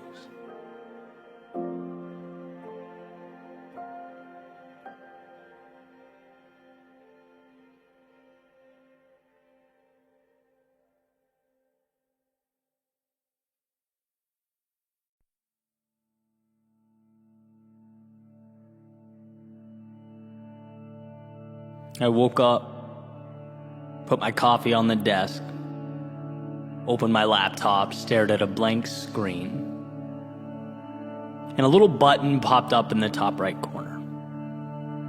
Check for updates. Nope. Ask me again later. Why? Why not now? I don't know. I don't necessarily care about the improvements. I guess it's just inconvenient. It can wait. And that's kind of it. Let's face it, the laptop doesn't matter. The update in this scenario is not important. But bear with me, because I think what it stands for, and when you apply it to the big picture, does matter. Our proclivity to take less because less is convenient. Our predisposition to sell ourselves short because it's safer to leave so much of ourselves on the shelf. Because, well, things don't break when they're on the shelf. But you can't be both flawless and live your life. Because life comes with wear and tear. The value is the experience. And a flawless existence is void of experience, of stories, of adventure. There's a little parable about two seeds being planted.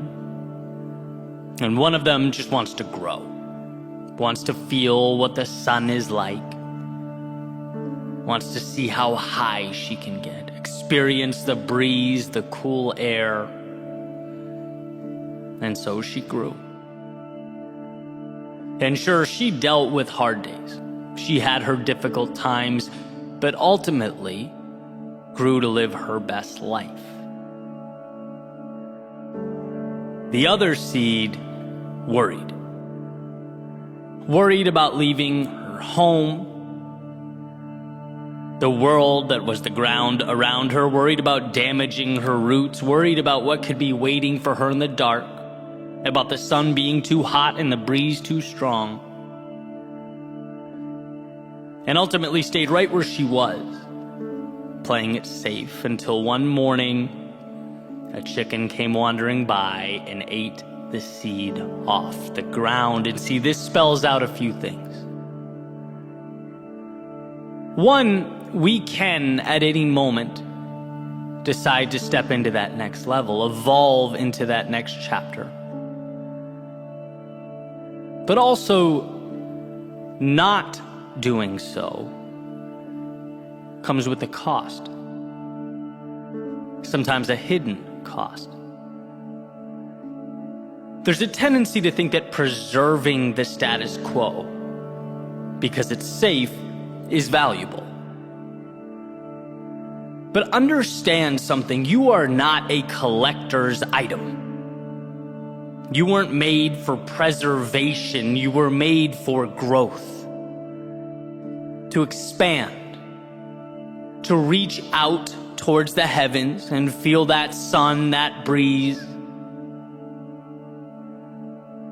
And sure, upgrading means vulnerability. It means accepting that the unknown is bigger than you, but also contains within it everything you need. Whether it was people, things, money, resources, I used to think like that seed, right? How can I hold on to what I have? Contain, play small. I can't lose this. I've come too far. I've worked too hard. What if everything goes wrong? I can't upgrade now. Maybe later. Maybe someday when the time is right. When it won't hurt or require that I step outside of this little world I've created. But guess what? Growth always asks of us that we leave the comfort of now. It always offers us the world in exchange for the courage to see the unseen and trust ourselves to bring it to life. And when I realized this, I saw how the act of trying to perpetually maintain the status quo is debilitating. It's looking at life through a lens of scarcity. It's only when you start to grasp how abundant life is that you realize by simply stepping into that person you are destined to be, you'll attract what matters. Some things will go, and you'll leave them behind. But those things no longer serve you. They played their part, they added their value, and are now merely stepping stones as you move to something greater, and that's just it. Sometimes living means wishing you did things differently, looking back and acknowledging that you need to be better. Sometimes living means losing the wrong people in your life to make space for the right ones. Sometimes it means spending days, months, even years wandering down the wrong path so that you can get a glimpse, so that you can realize what the right path looks like. Sometimes it means no reward, no validation until that compounding finally takes place. Finally, you see just how powerful those small steps were and will always be. It means seeing yourself as the person you know you can be. Maybe not necessarily the one you are today, but betting on yourself when no one else would. There's an idea that people are neither good nor evil, but they have both within them. They choose through their day-to-day action how they'll live, who they'll be. And sure, this is a tad oversimplified, but I think the duality is useful, right? Because in a different context, for everything that occurs in your life, you can find a reason to celebrate or a reason to grieve, a reason to grow or a reason to hide. It all comes down to what one chooses to see, how they choose to look at the world. I'll never forget when Peterson talked about curtains, right, with tears or holes in them, same world on the other side, but the opening that you choose to look through paints an entirely different picture, right, contributes to an entirely different understanding. And look, I'm a pragmatist, I just am. I'd never ask people to close their eyes and pretend everything's perfect, to wander down the path before you expecting everything to be easy. No, but what I am saying is that the path before you is where you'll uncover the meaning in life, and meaning requires that we are from time to time uncomfortable. To go where we most want to go, we must leave something behind. And the reality is that while it's scary, while it can be alarming and even painful, it is always worth it. That what's on the other side is what makes life worth living. I want you to know that you don't need to be walking into the same rooms, talking to the same people, doing the same things. No, not if you've outgrown that reality. Not if you're ready for the next chapter. So let's make a pact to view life not as an obligation, but as an opportunity. Something challenging but beautiful, mysterious but plentiful. Let's view the challenges along the way not as something going wrong or some kind of alarm, but rather an indication that you are doing something right. That you're stepping into the controlled chaos of your day-to-day, finding the courage to meet new people, try new things, take risks, evolve. This is what life is about. And if you can find it within yourself to see it that way, to be grateful for the discomfort that makes its way in and out of our lives, you'll know that you are evolving, reaching towards that sky. Because the danger, as far as I'm concerned, is never what happens along the way. It's what doesn't happen, because we never let ourselves accept what the world had to offer. And so on that note, I think today is the perfect day to upgrade.